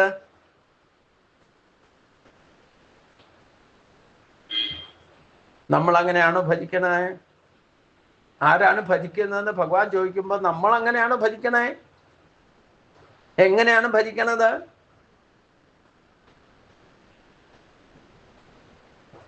അവിടെയാണ് ഈശ്വര സാക്ഷാത്കാരത്തിലേക്ക് നമുക്ക് എത്താൻ സാധിക്കുള്ളൂ. ഇത് നിരന്തരം ചിന്തിക്കണം. ഭഗവാൻ പറഞ്ഞ മൂഢത്വം കൊണ്ട് ഭക്തി മാർഗത്തിൽ ഇവിടെ ഗീത ചർച്ച ചെയ്യുന്ന ഭക്തി ഇല്ലാത്തവരെ കുറിച്ച് അല്ല എന്ന് മനസ്സിലാക്കണം, ഭക്തിയുള്ളവരെ കുറിച്ച് തന്നെയാണ്. ഇതിലുണ്ട് ഈ പറയുന്ന മൂഢത്വം. ഈ പറയുന്ന രാക്ഷസീയ രജോ ഗുണം തമോ ഗുണം ഈ ഭക്തി മാർഗത്തിൽ സഞ്ചരിക്കുന്നവർക്കും ഉണ്ട്. അവര് ചില സമയത്ത് രാക്ഷസന്മാരും ആസുരി ഭാവത്തിലൊക്കെ പ്രവർത്തിക്കും. ഇനി അതിൽ തന്നെ മഹാത്മന എന്ന് പറഞ്ഞു. മഹാത്മാൻ പദവിയിലേക്ക് ഉയർന്നവർ എന്ന് പറഞ്ഞാൽ ആത്മതലത്തിൽ അത്രമാത്രം ഭക്തിയോഗം കൊണ്ട് ആത്മജ്ഞാനി ആത്മബോധ തലത്തിൽ പ്രവർത്തിക്കുന്നവരെയാണ് ഇവിടെ ഭഗവാൻ പറഞ്ഞത്. അപ്പൊ നമുക്ക് ഈ ഭക്തി മാർഗത്തിൽ സഞ്ചരിക്കുന്നവരെ തന്നെ ഈ രണ്ട് ഭാവവും ഉള്ളവരെ നമുക്ക് ചുറ്റും കാണാൻ സാധിക്കും. മൂന്നാമത്തെ ഭാവത്തിലുള്ളവരാണ് യഥാർത്ഥത്തിൽ ഈശ്വരന്റെ ഭക്തര എന്നർത്ഥം. ഡെഡിക്കേറ്റഡ് ഭക്തി വരണമെന്നുണ്ടെങ്കിൽ ഈ ഒരു ഭാവം നമ്മൾ കൈവരുത്തണം. എങ്ങനെ? രാഗദ്വേഷാദികൾ വെടിഞ്ഞ് അന്ധകരണ ശുദ്ധി നേടണം. അങ്ങനെയുള്ളവരാണ് ആത്മാവല്ല, അവരുടെ ആത്മാവ് മഹാത്മാക്കളെ മഹത്വമുള്ള ആത്മാവായിട്ട് മാറും. അങ്ങനെയുള്ളവർ ദൈവികമായ സ്വഭാവത്തെ പ്രകടമാക്കും.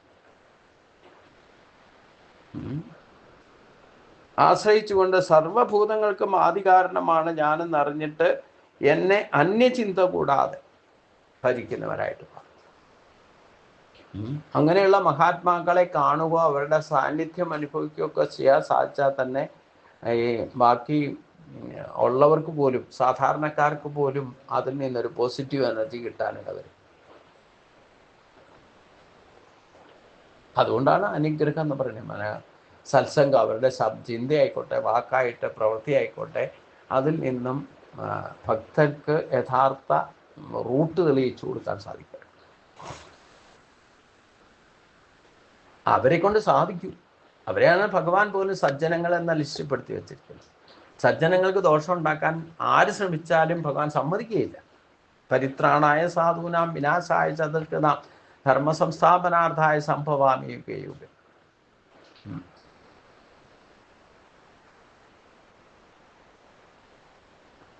മഹാത്മാക്കളെ വന്ദിക്കാത്തവരില്ലേ? ബഹുമാനിക്കാത്തവരില്ലേ? ആദരിക്കാത്തവരില്ലേ?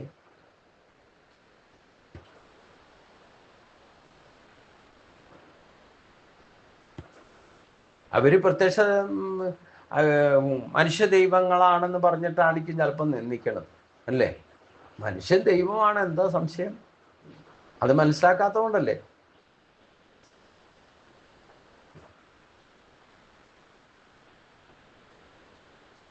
അത് മനസ്സിലാക്കാതിരിക്കുന്നതാണല്ലോ മൂഢസം. അപ്പം മനസ്സിലാക്കിയിട്ട് ഒരേ കാര്യം ഒരു വിധത്തിൽ ചെയ്താൽ നന്മയിലേക്കും അതേ കാര്യം മറ്റു വിധത്തിൽ ചെയ്താൽ തിന്മയിലേക്കും പോയി. തമോ ഗുണവും രജോ ഗുണം ആധിക്യമുള്ളവര് ഈശ്വര കാര്യങ്ങൾ ചെയ്താലും അതൊക്കെ രാക്ഷസന്മാരുടെ ആസുരീഭാവത്തിലുമായിരിക്കും വർത്തിക്കുക. അതൊക്കെ അവർക്ക് തന്നെ ദുഃഖഹേതുക്കളായിട്ട് മാറും. അതാണ് മൂഢത്വം എന്ന് പറയുന്നത്. യഥാർത്ഥത്തിൽ ഈശ്വരന്റെ ശക്തി മനസ്സിലാക്കി കഴിഞ്ഞാൽ അവർ മഹാത്മത്വം കൈവരുത്തും എന്ന് മാത്രമല്ല, അവരെന്ത് ചിന്തിച്ചാലും എന്ത് പറഞ്ഞാലും എന്ത് പ്രവർത്തിച്ചാലും വേണ്ടില്ല, അതൊക്കെ ഭഗവാന്റെ സാന്നിധ്യം അറിഞ്ഞുകൊണ്ട് ഇതിനൊക്കെ കാരണം ഭഗവാൻ തന്നെയാണ് എന്ന് ഉറപ്പിച്ചുകൊണ്ടായിരിക്കും ഭജിക്കുക. അങ്ങനെയുള്ളവർ മറ്റു ചിന്ത കൂടാതെ ഭഗവാനെ അനന്യമായിട്ട് ഭജിക്കുന്നവരും ആയിരിക്കും എന്നാണ് പറഞ്ഞത്. ഇത് മാത്രമല്ല, ആ ഒരു ലെവലിലേക്ക് എത്തിയവർ ചെയ്യുന്നത് എന്താണെന്ന് കൂടി ഭഗവാൻ പറയാ. സതതം കീർത്തയന്തോ മാം യതന്തസ്സദൃഢാവൃത നമസ്യന്തസ്യ മാം ഭക്ത്യാ നിത്യയുക്താവാസത. സതതം മാം കീർത്തയന്ത, എപ്പോഴും എന്നെ കീർത്തനം ചെയ്യുന്നവരായിട്ടും, ദൃഢാവൃത യതന്തച്ച ദൃഢാവൃതരായിട്ടും പ്രയത്നശാലികളായും നിത്യയുക്ത സദാ പരമാത്മ ചിന്തയുള്ളവരായിട്ടും നമസ്യന്ത്യജ നമസ്കരിക്കുന്നവരായിട്ടും മാം ഭക്ത്യാ ഉപാസതേ എന്നെ ഭക്തിപൂർവ്വം ഉപാസിക്കുന്നു. അപ്പൊ യഥാർത്ഥ ഉപാസന ഭക്തിയോഗത്തിന്റെ ഫലസിദ്ധി എന്താ എന്നാണ് ഇവിടെ പറയുന്നത്. ആ ഭക്തിയുടെ ഒരു ലെവലിലേക്ക് എത്തിക്കഴിഞ്ഞാൽ പിന്നെയൊക്കെ നമ്മുടെ ചിന്തയും വാക്കും പ്രവൃത്തിയും ഒക്കെ ഈ ഒരു ലെവലിലേക്ക് എത്തണം. സതതം കീർത്തയന്തോ മാം ഏതന്തസ്യ ദൃഢാവൃത നമസ്യന്തസ്യ മാം ഭക്ത്യാ നിത്യയുക്ത ഉപാസതേ. നിത്യയുക്തമായിട്ട് ഇഷ്ടദേവതയെ ഭജിക്കാൻ ഈ ഒരു ഭാവം നമുക്ക് ഉണ്ടാകുന്ന പറഞ്ഞു. എപ്പോഴും നമുക്ക് ഉണ്ടാകുന്നോ അപ്പോഴാണ് നമുക്ക് യഥാർത്ഥ ഭക്തിയോഗ സിദ്ധി ഉണ്ടാകുന്നത്. പിന്നെ ആ ഒരു ലെവലിലേക്ക് എത്തിയ ആളായിരിക്കും ഉദാസീനായിട്ട് മാറും, വദാസീനായിട്ട് മാറും. എന്തൊക്കെ നമുക്ക് ചുറ്റും നടന്നാലും, കുടുംബത്തിലായിക്കോട്ടെ പുറത്തായിക്കോട്ടെ, എന്ത് സംഭവിച്ചാലും പ്രസന്ന ചിത്തനായിരിക്കും, പ്രസന്ന ഭാവത്തിൽ. ആ ഭഗവാനെ മനസ്സിലാക്കിയാലോ ആരെങ്കിലും വന്ന്, വെറുതെ ആരോടും പറയൂല, ആരെങ്കിലുമൊക്കെ വന്ന് ചോദിച്ചാലോ അദ്ദേഹം അങ്ങനെയുള്ള മഹാത്മാക്കൾ പറയുന്ന കേട്ടാൽ പോലും അവർക്ക് പോസിറ്റീവ് എനർജി, അവർക്ക് എനർജി ലെവൽ വ്യത്യാസം വരും. അവർ ദുഃഖിച്ച് വരുന്ന ആൾ സന്തോഷമായിട്ട് പോകാനിട വരും.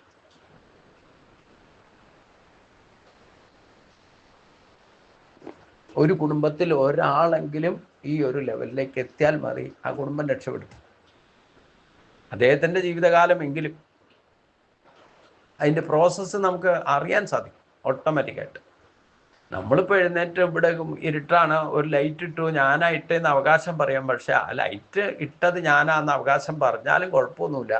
അതിൻ്റെ പ്രകാശം എത്ര പേര് അതിൻ്റെ ചുവട്ടിൽ വരുന്നോ, അതിൻ്റെ പരിധിയിൽ വരുന്നോ, എല്ലാവർക്കും കിട്ടുമല്ലോ.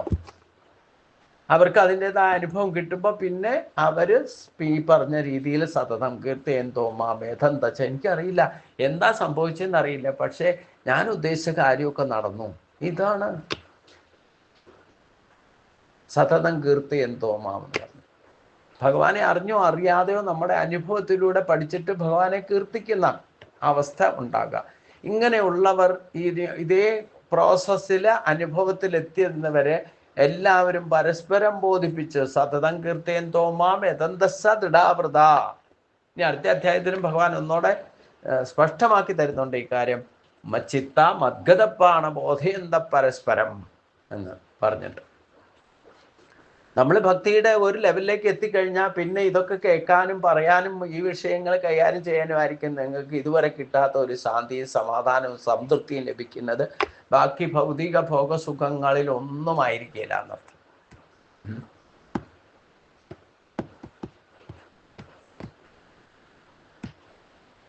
അതുകൊണ്ടാണ് ഞാൻ ഇന്നലെ അമ്മ ഇല്ലത്ത് പോയിട്ട് കിടന്ന് ഉറങ്ങിക്കോളാൻ പറഞ്ഞപ്പോൾ ഞാൻ പറഞ്ഞു, എനിക്ക് ഉറങ്ങാനാണെന്നുണ്ടെങ്കിൽ ആ മടത്തി കിടന്ന് ഉറങ്ങിയാൽ പോരെ, എന്തിന് ഇവിടെ വന്നിട്ട് പിന്നെ ഇല്ലത്ത് പോയി കിടന്നിട്ട് ഉറങ്ങേണ്ട ആവശ്യമുണ്ടോ?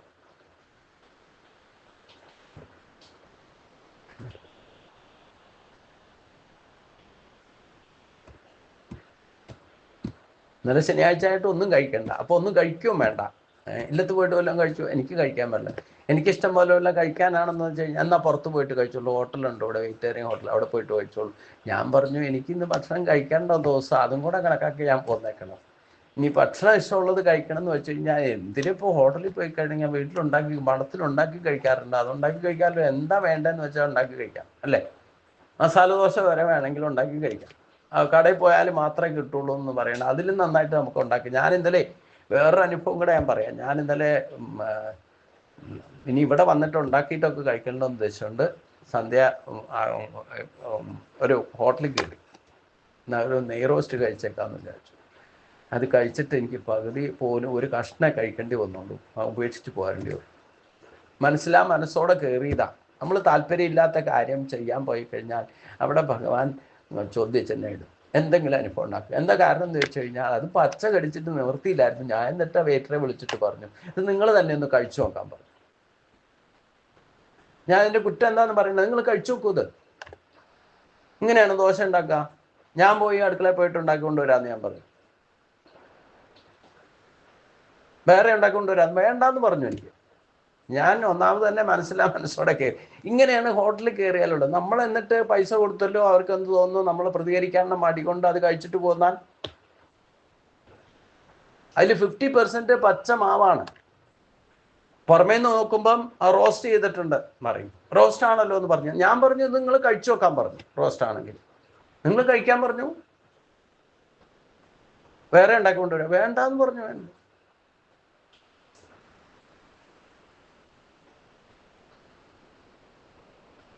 നമ്മൾ ഒരിടത്ത് അധർമ്മം നടന്നാൽ നമ്മൾ കാശ് കൊടുത്തിട്ടുള്ള ഒരു സാധനം കഴിക്കണേ, അപ്പം അതനുസരിച്ച് അവർക്ക് ശ്രദ്ധയോടുകൂടി വേണ്ടേ ഉണ്ടാക്കാൻ. അത് ഇതുകൊണ്ടാണ് ഞാൻ ഹോട്ടലിൽ കയറില്ലാത്തല്ലേ. നിവൃത്തിയുള്ളിടത്തോളം ഹോട്ടലിൽ പോകും. ഒരു സമയത്തൊക്കെ വലിയ കുറച്ച് മസാല ദോശ കഴിക്കണമെന്ന് അതെല്ലാവർക്കും ഉണ്ടല്ലോ, അങ്ങനെ ഒരു ചിലപ്പം. പക്ഷേ ഇതിൽ നിന്ന് പല കാര്യങ്ങളിലും പല അനുഭവത്തിൽ നിന്നും മനസ്സിലായതിനു ശേഷം നിവർത്തി നമുക്ക് എന്താ വേണ്ടത്, വേണ്ടെങ്കിൽ വേണ്ട, വേണമെങ്കിൽ നമുക്ക് എന്താ വേണ്ടതെന്ന് വെച്ചാൽ ഉണ്ടാക്കി കഴിക്കാമല്ലോ. അതിനുള്ള ഇൻഗ്രീഡിയൻസ് നിങ്ങൾ കൊണ്ടുവന്ന് കളക്ട് ചെയ്ത് വരൂ. നിങ്ങൾ താല്പര്യത്തോടുകൂടി സന്തോഷത്തോടെ പാചകം ചെയ്തു. നിങ്ങൾക്ക് ഹോട്ടലിൽ കഴിക്കുന്നതിൽ നല്ല ടേസ്റ്റായിട്ട് നമുക്ക് ഉണ്ടാക്കി കഴിക്കാൻ സാധിക്കും. പണിയെടുക്കാൻ മടിയായിട്ട് ഇതുപോലെയുള്ളതൊക്കെ കഴിക്കേണ്ടി വരില്ല. അതെ, ഞാൻ ഉദ്ദേശിച്ചത് അതാ. ഇവിടെ വന്നിട്ട് ഇനി ഉണ്ടാക്കിയിട്ട് വേണ്ടേ കഴിക്കാൻ. 5 മണിയാകുമ്പോഴത്തേനും ബസ് കിട്ടിയിട്ട് ഇങ്ങോട്ട് എത്തുമ്പോഴത്തേക്കും കുറച്ച് സമയമാവുമല്ലോ. പിന്നെ അത് കഴിഞ്ഞ് ജപമൊക്കെ കഴിഞ്ഞിട്ട് വേണം എന്തെങ്കിലും ഉണ്ടാക്കി കഴിക്കണമെങ്കിൽ എന്ന് ഉദ്ദേശമുള്ളൂ. അപ്പം ഈ ദേഹബോധം ഉള്ളിടത്തോളം കാലം ഈ പറയുന്ന തമോ ഗുണവും രജോ ഗുണവും ചിലപ്പോൾ കയറി പിടിക്കും. അത് നമുക്ക് മൂഢത്വം ഉണ്ടാക്കും. അപ്പം അവിടെ ഈശ്വരൻ നമ്മളെ ചോദ്യം ചെയ്യും. അപ്പം എന്താ യഥാർത്ഥത്തിൽ ചെയ്യേണ്ടത് എന്താണെന്ന് നമ്മളെ മനസ്സിലാക്കി. നിസ്സാര കാര്യങ്ങൾ നമുക്ക് ഈ ഗുരുക്കന്മാരെന്ന് പറയുന്ന 24 ഗുരുക്കന്മാരൊന്നും അല്ല. നമുക്ക് ഓരോ ഇൻഡിവിജ്വലി നമ്മൾ ഓരോ കാര്യങ്ങളിൽ ഇടപെടുമ്പോഴും അവിടെയൊക്കെ നമുക്ക് യഥാർത്ഥ ബോധത്തിലേക്ക് എത്തിക്കുന്ന അനുഭവം ഉണ്ടായിട്ടുണ്ടോ, അത് ഗുരുസ്ഥാനത്ത് കണ്ടോളണം. അത് ഹോട്ടലിൽ കയറ്റിക്കായിട്ടില്ല, ബസ്സിൽ കയറിക്കായിക്കോട്ടെ, whatever it is, anyway സാന്നിധ്യം മാത്രം കൊണ്ട് അനുഭവിക്കാൻ സാധിക്കും. അങ്ങനെ അനുഭവം ഉണ്ടാകുമ്പോഴോ അത് സതതം കീർത്തയന്തോ മാം യദന്തശ ദൃഢാവൃത നമസ്യന്ദശ മാം ഭക്ത്യാ നിത്യയുക്താ ഉപാസതി. നമ്മളൊരു കാര്യത്തിന് പുറത്തു പോകുന്നുണ്ടെങ്കിൽ ആ കാര്യം സ്വത്തയോടെ ചെയ്തിട്ട് താല്പര്യത്തോടെ ചെയ്തിട്ട് തിരിച്ചു വരണം. ഇതിനിടയ്ക്ക് മറ്റുള്ള കാര്യത്തിന് പോയി കഴിഞ്ഞാൽ നമ്മൾ ചിലപ്പം, കാരണം എല്ലാവരും ഇതേപോലെയൊന്നും അല്ല പെരുമാറുന്നത്. അവർ ബിസിനസ് മെൻറ്റാലിറ്റി, തമോ ഗുണം രജോ ഗുണമാണ് ആധിക്യം. അപ്പം അതിലൊക്കെ പോയി പെടും നമ്മൾ. മായയിൽ പെടാൻ ഏത് നിമിഷ നേരം കൊണ്ട്. കാരണം ചുറ്റും ഇങ്ങനെ തന്നെയാണ്. ഈ തമോ ഗുണവും രജോ ഗുണം ആധിക്യമുള്ളവരാണ് നമുക്ക് ചുറ്റും ദൃശ്യപ്രപഞ്ചത്തിൽ കാണാറുള്ളത്. ഒരു ക്ഷേത്രത്തിൽ പോയാൽ പോലും തമോ ഗുണം രജോ ഗുണമാണ് ആധിക്യം. അപ്പം അവിടെ പോയാൽ പോലും നമുക്ക് ഈ പറയുന്ന പോസിറ്റീവ് എനർജി കിട്ടില്ല. അങ്ങനെ ഒരു സ്ഥിതിയാണ് ഇപ്പം. ആരും തെറ്റ് പറഞ്ഞിട്ട് കാര്യമില്ല, യുഗത്തിൻ്റെ പ്രത്യേകതയാണ്. ഒരു ടോട്ടൽ ലോകത്ത് നിങ്ങൾ നോക്കിക്കോളൂ, ടോട്ടലി നോക്കിയാൽ ഡിസ്റ്റർബ്ഡാണ്.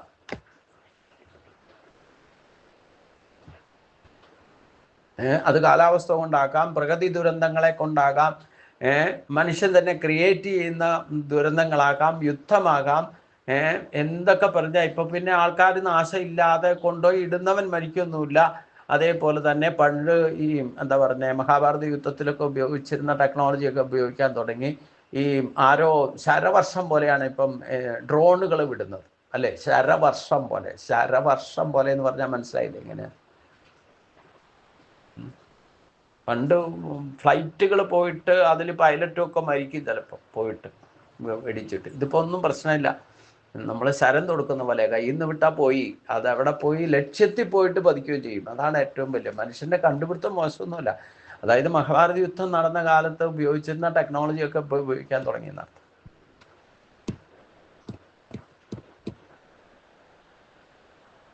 ഇത് നടക്കുന്നത് എങ്ങനെയാ?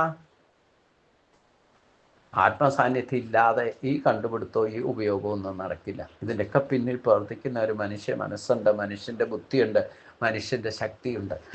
അത് ആത്മസാന്നിധ്യത്തിൽ അത് മനസ്സിലാക്കുന്നതാണ് സതതം കീർത്തയന്തോ മാം യതന്തസ.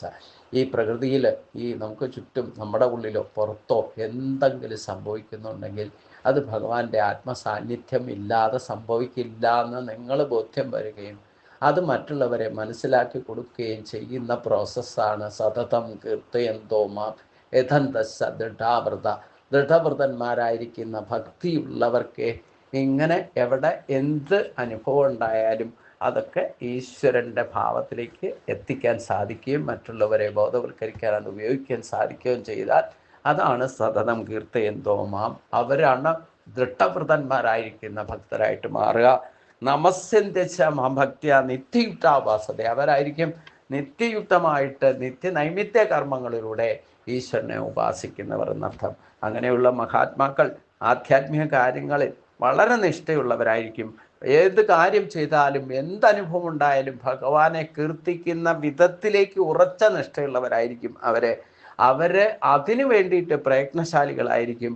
അവരൊക്കെ ഭഗവാനെ നമസ്കരിക്കാനല്ല, ആരെയും നമസ്കരിക്കാനും ഈ പ്രകൃതിയിൽ ഒരു കല്ലിനെ മുട്ടിയോ എന്തിനെ കണ്ടാലും നമസ്കരിക്കാൻ അവർക്ക് യാതൊരൊക്കെ ഈശ്വരനായി കണ്ടു കഴിഞ്ഞാൽ എന്തിനേയും നമസ്കരിക്കാൻ ഒരു മടിയുള്ളവരായിരിക്കില്ല. സദാ പരമാത്മ ചിന്തയുള്ളവരായിരിക്കും. അവരാണ് യഥാർത്ഥത്തിൽ നിത്യയുക്തമായിട്ട് ഭക്തിയോടെ എന്നെ ഉപാസിക്കുന്നത്. അങ്ങനെയാണോ നമ്മൾ? അതാണ് ഈ ചോദ്യം.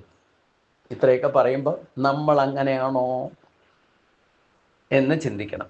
നമ്മളെന്ന് പറഞ്ഞാൽ നമ്മൾ ഓരോരുത്തരും ഞാൻ അങ്ങനെയാണോ എന്ന് ചിന്തിക്കണം. ജ്ഞാനയജ്ഞേന ചാപന്യേ യജന്തോ മാം ഉപാസതേ ഏകത്വേന പൃഥക്തേന ബഹുധാ വിശ്വതോമുഖം. അപീച്ച അന്യേ, മാത്രമല്ല മറ്റു ചിലർ, ഏകത്വേന ഏകഭാവത്തിലും, പൃഥക്തേന ബഹുധാ ഭേദഭാവത്തിലും, അനേകഭാവത്തിലും, ജ്ഞാനയജ്ഞേന യജന്തേ ജ്ഞാനയജ്ഞത്താൽ യജിക്കുന്നവരായിട്ട് വിശ്വതോ മുഖ മാം ഉപാസതേ വിശ്വരൂപനായിരിക്കുന്ന എന്നെ ഉപാസിക്കുന്നു. അങ്ങനെയുള്ളവർക്ക് സമദർശനത്തിലേക്ക് സമചിത്തതയിലേക്ക് വന്നിട്ടുള്ളവര് കൂടാതെ എന്ന് പറഞ്ഞാൽ മുമ്പ് പറഞ്ഞവരെ സതതം കീർത്തയന്തോ മാം യതന്തസ ദൃഢവ്രതന്മാരായിരിക്കും എന്നെ അങ്ങനെ അനുഭവിച്ചറിഞ്ഞവരാണ് ദൃഢവ്രതന്മാരായിട്ടുള്ള ഭക്തൻ ആകി മാറുക. അനുഭവമാണ് പരസ്പരം അവർ തമ്മിൽ കണ്ടാലും ഭക്തർ തമ്മിൽ കണ്ടാലും പരസ്പരം ബോധിപ്പിക്കുന്നതും. അവരുടെ അനുഭവങ്ങളിലൂടെ ഈശ്വരാനുഭവങ്ങളായിരിക്കും അവർ പരസ്പരം ബോധിപ്പിക്കുക. അപ്പം അത് തന്നെ ഒരു കീർത്തനമാണ്. അപ്പം എനിക്കുണ്ടായ അനുഭവം ഞാൻ നിങ്ങളോട് പറയുമ്പോൾ ഞാൻ ആ ഈശ്വര ഭാവത്തിൽ അതിനെ കണ്ട് നിങ്ങളോട് വിശദീകരിക്കുമ്പം അത് ഈശ്വരനെ കീർത്തിക്കലാണ്, എന്നെ കീർത്തിക്കലല്ല. മറ്റൊരാൾ അതിൽ പങ്കെടുത്തിട്ടുണ്ട്, ഇൻവോൾവ് ആയിട്ടുണ്ട്, അവരെ കീർത്തിക്കലല്ല. അതിലെല്ലാം ഉപരിയായിട്ട് മുഴച്ചു നിൽക്കുന്നത് എന്തായിരിക്കും? ഈശ്വരനെ കീർത്തിക്കൽ. കാരണം ഇതൊക്കെ സംഭവിക്കുന്ന ഈശ്വര സാന്നിധ്യത്താണ്. ഇനി അങ്ങനെയുള്ളവരെ കൂടാതെ മറ്റു ചിലർ ഏകഭാവത്തിലും ഭേദഭാവത്തിലും അനേകഭാവത്തിലും ജ്ഞാനയജ്ഞത്താൽ പൂജിക്കുന്നവരായിട്ട് സർവാത്മകന്മാരായിട്ട് എന്നെ ഉപാസിക്കും. എന്ന് പറഞ്ഞാൽ ഭഗവത് ഭഗവത് വിഷയമായിരിക്കുന്ന ജ്ഞാനം തന്നെ യജ്ഞമാകുന്നു എന്ന് ശങ്കരാചാര്യൻ ഭഗവത്പാദർ പറഞ്ഞിട്ടുണ്ട്. ആ ജ്ഞാനം തന്നെ പല വിധമുണ്ട്. നിത്യസത്തമായ വസ്തു ഒന്നേ ഉള്ളൂ താനും. ഓരോരുത്തരും മനസ്സിലാക്കുന്ന രീതിയാണ്. വ്യത്യസ്തമായ പാതയിലൂടെ സഞ്ചരിച്ചാലും എത്തുന്നത് ഒരേ ലക്ഷ്യത്തിലായിരിക്കും എന്നർത്ഥം. അത് ഭാഗവതം വായിച്ചായാലും 18 പുരാണങ്ങളുണ്ട്, ഏത് വായിച്ചാലും, ഉപനിഷത്തുകൾ പഠിച്ചാലും, വേദങ്ങൾ പഠിച്ചാലും, ഇനി സത്സംഗത്തിലൂടെ വ്യത്യസ്തമായിട്ടുള്ള മഹാത്മാക്കളുടെ അടുത്ത് പോയാൽ ഒരേ കാര്യം തന്നെ വ്യത്യസ്തമായ ഭാഷയിലെ ഭാവത്തിലായിരിക്കും അവർ പറയാം. അങ്ങനെ ഇരുന്നാലും എല്ലാം ഒന്നേ ഉള്ളൂ എന്ന നിത്യസത്യ വസ്തു ഒന്നേ ഉള്ളൂ എന്ന ദർശനത്തോടു കൂടി ചിലർ ഏകഭാവത്തിൽ ഉപാസിക്കുന്നു. ഇങ്ങനെ പലതായിട്ട് തേടി നടന്ന അവസാനം ഒന്ന് മാത്രമാണ് സത്യം എന്ന് മനസ്സിലാക്കുന്നവരെയാണ് ഇവിടെ ഏകഭാവത്തിൽ ഉപാസിക്കുക എന്ന് പറയുന്നത്. എല്ലാവരും അങ്ങനെ പറ്റൂ. കാരണം നമ്മൾ പല മറ്റ് ദേവതകളെയൊക്കെ ഉപാസിക്കുന്നവരാണെങ്കിലും കുറേ കാലം, ചിലപ്പോൾ അനേക ജന്മങ്ങൾ തന്നെ എടുക്കും ഇതെല്ലാം ഒന്നാണെന്നുള്ള ഒരു ബോധതലത്തിലേക്ക് എത്തുന്നത്. അപ്പോഴാണ് യഥാർത്ഥ റൂട്ടിലെത്തുക. അങ്ങനെ പരമാത്മാവ് തന്നെയാണ് എല്ലാത്തിനും ആദികാരണം എന്നും പരമാത്മാവ് തന്നെയാണ് ശരീരം പൃഥക് ഭാവത്തിൽ പ്രകടമാകുന്നത് എന്ന ദർശനത്തോടെ മറ്റു ചിലർ പലവിധമായിട്ട് ഉപാസിക്കും. ജ്ഞാനോപാസകന്മാർ ഏകത്വത്തെയും നാനാത്വത്തെയും പരമാത്മാവായി ദർശിച്ച് പല വിധത്തിൽ ഉപാസിക്കുന്നു എന്ന് സാരം. അപ്പൊ അദ്വൈത അനുഭാവതിയിലേക്ക് അവസാനം എത്തിച്ചേരുന്നതാണ്. നമ്മൾ പല വഴിക്ക് പോയാലും, ഗുരുവായൂർക്ക് പോകാൻ ഒരു വഴിക്ക് ലക്ഷ്യം തീരുമാനിച്ചാൽ നിങ്ങൾ ഏത് വഴിക്ക് പോയാലും അവസാനം എല്ലാവരും ഗുരുവായൂർ തന്നെ എത്തും. ഇത് തന്നെയാണ് ഉദ്ദേശിക്കുന്നത്. അപ്പം നമ്മൾ ജ്ഞാനമാർഗം ഏത് വേണമെങ്കിലും, സാഖ്യമാർഗമോ യോഗമാർഗമോ ഭക്തിമാർഗമോ സ്വീകരിക്കാം. മാർഗത്രയങ്ങളുണ്ട്. ആ മാർഗത്രയങ്ങൾ ഏത് വേണമെങ്കിലും ഉപയോഗിക്കാം. ഇതൊന്നുമല്ലേ സാത്വിക ഭാവത്തിലോ ഇല്ലെങ്കിൽ മറ്റു ഗുരുക്കന്മാരുടെ സത്സംഗത്തിലൂടെയോ ഏത് ശ്രവണ മനന കീർത്തനം ഏത് മാർഗത്തിലും നിങ്ങൾക്ക് പോയാലും വേണ്ടില്ല, അവസാനം എത്തുന്നത് ആ അദ്വൈത അനുഭൂതിയിൽ ഏകമായിരിക്കുന്ന പരമാത്മാവ് തന്നെയാണ്. ആ പരമാത്മാവ് സാന്നിധ്യം കൊണ്ടാണ് ഇതൊക്കെ സംഭവിക്കുന്നത് എന്നുള്ള തിരിച്ചറിവ് ഉണ്ടാകുന്നവരെ ഈ ചിലപ്പോൾ ചുറ്റിത്തിരിയേണ്ടി വരും എന്നർത്ഥം. മുകളിൽ പറഞ്ഞ മാർഗമാണ് യഥാർത്ഥം അത്യുത്തമമായിട്ട് ഇന്ന് ചെയ്യാവുന്ന ലളിതമായ മാർഗം എന്നർത്ഥം. എന്നാലും നമ്മൾ ഇപ്പം ഗുരുവായൂർ തന്നെ പോയാൽ ഈ 4 കൂട്ടരെയും നമുക്ക് കാണാം. അനന്യഭക്തിയോടുകൂടി ദൃഢവ്രതന്മാരായിട്ടിരിക്കുന്നവരെ കാണാം. ഭഗവാനെ അവർ തമ്മിൽ കൂടിയാലും പരസ്പരം ഭഗവാന്റെ കഥകളും പറഞ്ഞ് പരസ്പരം ബോധിപ്പിച്ചും ആ ഭഗവാനെ കീർത്തിച്ചും സദാസമയം ആനന്ദമക്തനായിട്ട് ജീവിതം നയിക്കുന്നവരെയും നമുക്ക് കാണാൻ സാധിക്കും. പിന്നെ പലതായിട്ട് ഉപാസന നടത്തിയിട്ട് അവരവരുടെ നാരായണീയം വായിച്ചിട്ടോ ഭാഗവതം വായിച്ചിട്ടോ 18 പുരാണങ്ങൾ ശിവപുരാണം വായിച്ചിട്ടോ ഏത് പുരാണം വായിച്ചിട്ടാണെങ്കിലും അവരെല്ലാവരും പരമാത്മാവിനെ തന്നെയാണ് ഭജിക്കുന്നത്. ഏത് ഭാവത്തിൽ യോ യാം തനും ഭക്തക ശ്രദ്ധയാർച്ചിരുമിച്ചത് അതൊക്കെ ചെയ്യുന്നത് ശ്രദ്ധയോടെ ആയിരിക്കണം എന്ന് ഭഗവാൻ പറഞ്ഞത് പ്രത്യേകം ശ്രദ്ധിക്കണം എന്നർത്ഥം. അപ്പം പലവിധമായി ഉപാസിക്കുന്ന ജ്ഞാനോപാസകന്മാർ ഏകത്വത്തെയും നാനാത്വത്തെയും പരമാത്മാവായിട്ട് ദർശിച്ച് പല വിധത്തിൽ ഉപാസിച്ച് പല മാർഗം സ്വീകരിച്ചാലും അവസാനം എത്തുന്നത് ഭഗവാനിൽ തന്നെ ആയിരിക്കും എന്നർത്ഥം. അതാണ് ആത്യന്തികമായിട്ട് പ്രധാനമായിട്ട് നമ്മൾ മനസ്സിലാക്കേണ്ടത്. ഇനി ഭഗവാന്റെ സർവ്വവ്യാപിത്വം എങ്ങനെയൊക്കെയാണെന്ന് പറയുന്നുണ്ട്. അത് നമുക്ക് അടുത്ത ദിവസം ചിന്തിക്കാം. 10 ശ്ലോകങ്ങളാണ് എന്ന് നമ്മൾ കടന്നു വന്നത്. അതൊന്ന് പാരായണം ചെയ്തുകൊണ്ട് 6-ാമത്തെ ശ്ലോകം തൊട്ട് 15-ാമത്തെ ശ്ലോകം വരെ 10 ശ്ലോകങ്ങൾ. യഥാകാശസ്ഥിതോ നിത്യം വായു സർവത്ര ഗോമഖാൻ തഥാ സർവാണി ഭൂതാനി മതസ്ഥാനുദ്യപതാരയാം സർവഭൂതാനി കൗന്ദേയ പ്രകൃതിം യാന്തി മാമികാം കൽപക്ഷായേ പുനഃസ്ഥാനി കൽപാദൗ വിസജാമ്യഹം പ്രകൃതിം സ്വം അവാഷ്ടഭ്യ വിസജാമ്യ പുനഃ ഭൂതഗ്രാമമിമം കൃഷ്ണം അവശം പ്രകൃതേവസാൽ നചമാം താനി കർമാണി നിബന്ധനന്തി ധനഞ്ജയ ഉദാസീനവദാസീനസക്തം ദേഷു കർമ്മസു മയാധ്യക്ഷേണ പ്രകൃതിയും സൂയത്തെ സചരാചരം ഹേതുനാനേന കൗന്ദേയ ജഗദ്വി പരിവർത്തതേ അവിജാനാന്തി മാമൂഢാ മാനുഷീം തനുമാസൃത പരം ഭാവമജാനന്തോ മമ ഭൂതമകേശ്വരം മോഘാസ്വമോഘകർമ്മണോ മോഘജ്ഞാനവിചേതസഃ രാക്ഷസീം ആസുരീം ചൈവ പ്രകൃതിം മോഹിനീം ശ്രുതാ മഹാത്മനസ്സു മാം പാർത്ഥാ ദൈവീം പ്രകൃതിമാശ്രിതഃ ഭജന്ത്യ അനന്യമനസ്സോ ജ്ഞാത്വാ ഭൂതാദി അവ്യയം സതതം കീർത്തയന്തോ മാം യതന്തസ്യ ദൃഢാവൃതഃ നമസ്യന്തസ്യ മാം ഭക്ത്യാ നിത്യയുക്താ ഉപാസതേ ജ്ഞാനയജ്ഞേന ചാപന്യേ ചന്തോ മാമുപാസതേ ഏകത്വേന പൃഥക്ത്വേന ബഹുധാ വിശദോ മുഖം. സർവത്ര ഗോവിന്ദനാമസങ്കീർത്തനം. ഗോവിന്ദ ഹരിഗോവിന്ദ. ഓം സ്വസ്തി പ്രജാഭ്യാം പരിപാലയന്താം ന്യായേന മാർഗേണ മഹിം മഹീശാ ഗോ ബ്രാഹ്മണേഭ്യഃ സോമകീർത്യം ലോകാ സമസ്താ സുഖിനോ ഭവന്തു. ലോകാ സമസ്താ സുഖിനോ ഭവന്തു. ഓം പീതാംബരം കരവിരാശംഖചക്രം കൗമോദകീം സരസിജങ്കരണാസമുദ്രം രാധാസഖായമതിസുന്ദരമന്ദകാസം അദാലയേശമനിശം ഹൃദി ഭാവയാമി. അദാലയേശമനിശം ഹൃദി ഭാവയാമി. നാരായണ നാരായണ നാരായണ നാരായണ നാരായണ. ഗുരുവായൂരപ്പാ ശരണം. ശ്രീ ഗുരുവായൂരപ്പാ ശരണം. ശാന്തി ശാന്തി ശാന്തി.